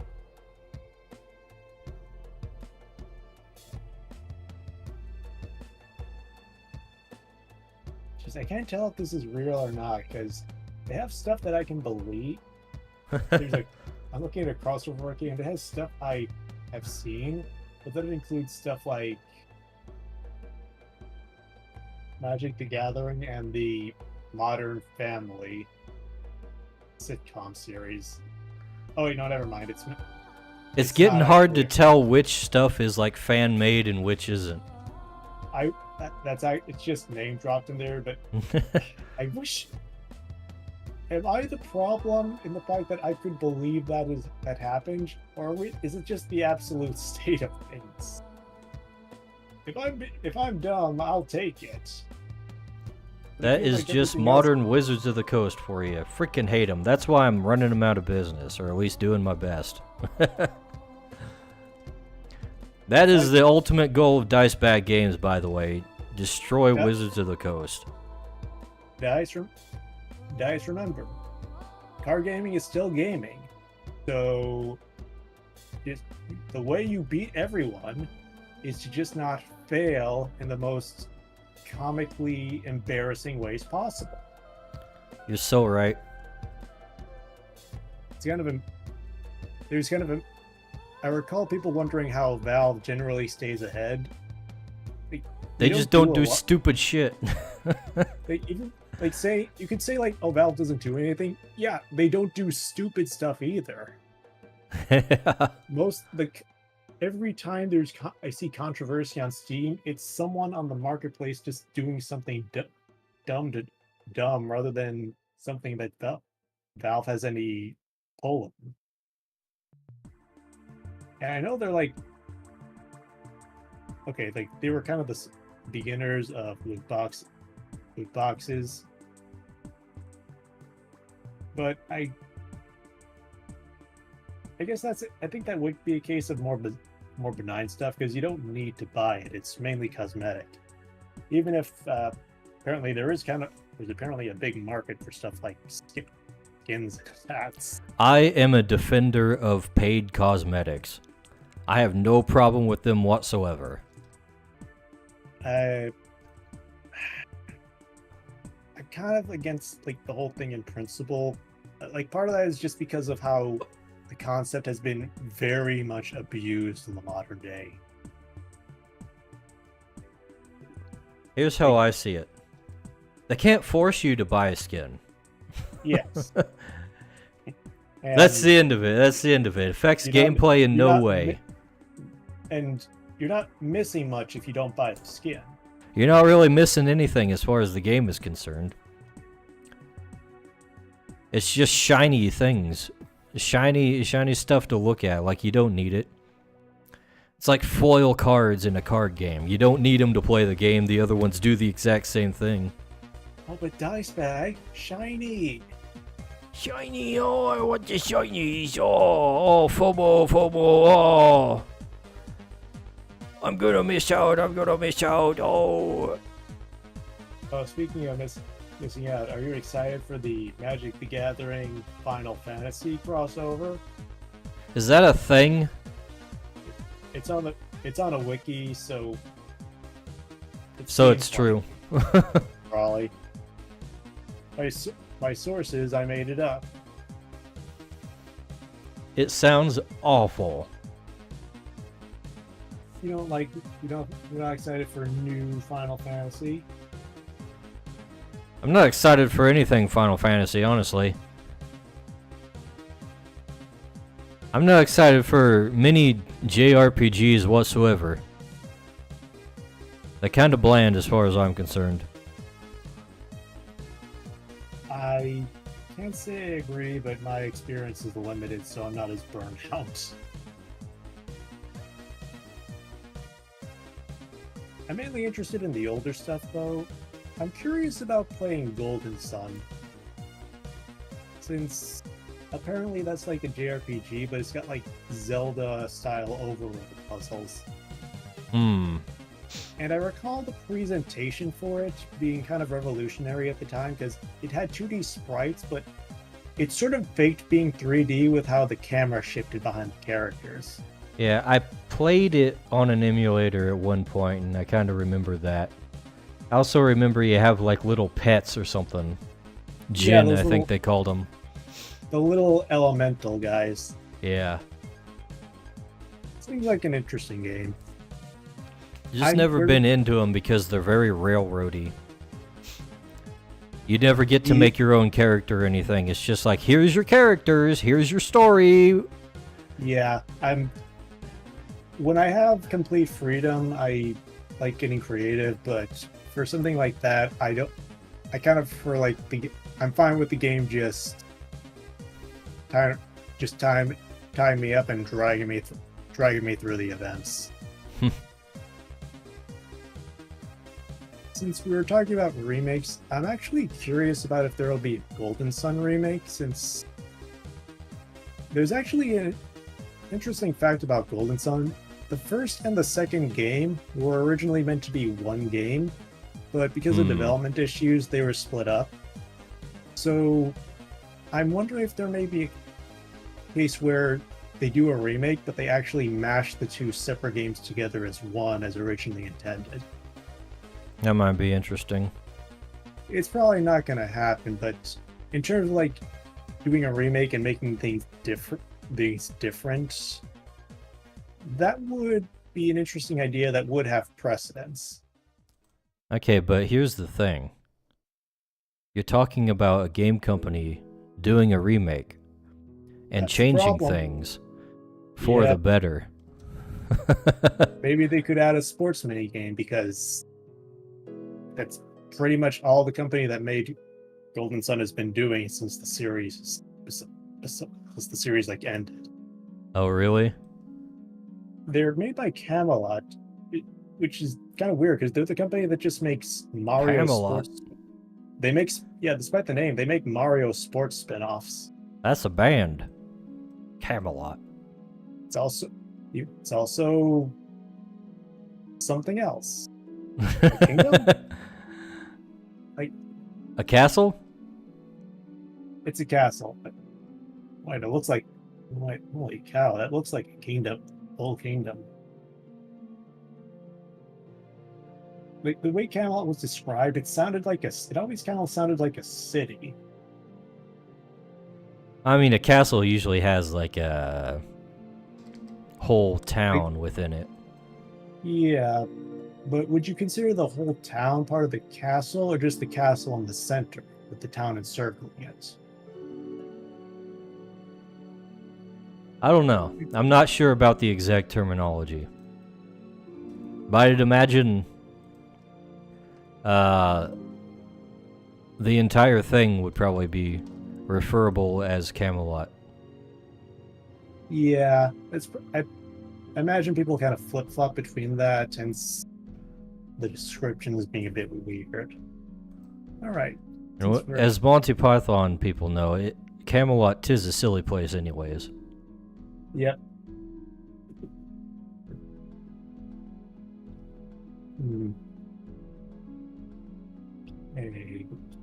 Okay, I'm gonna try to dig deep and looking into Magic the Gathering Oh no. crossovers. I really want to figure out exactly try and figure out what's real and what's not. I'm gonna have to rely on people's knowledge. People? Knowledge on the Yeah. internet?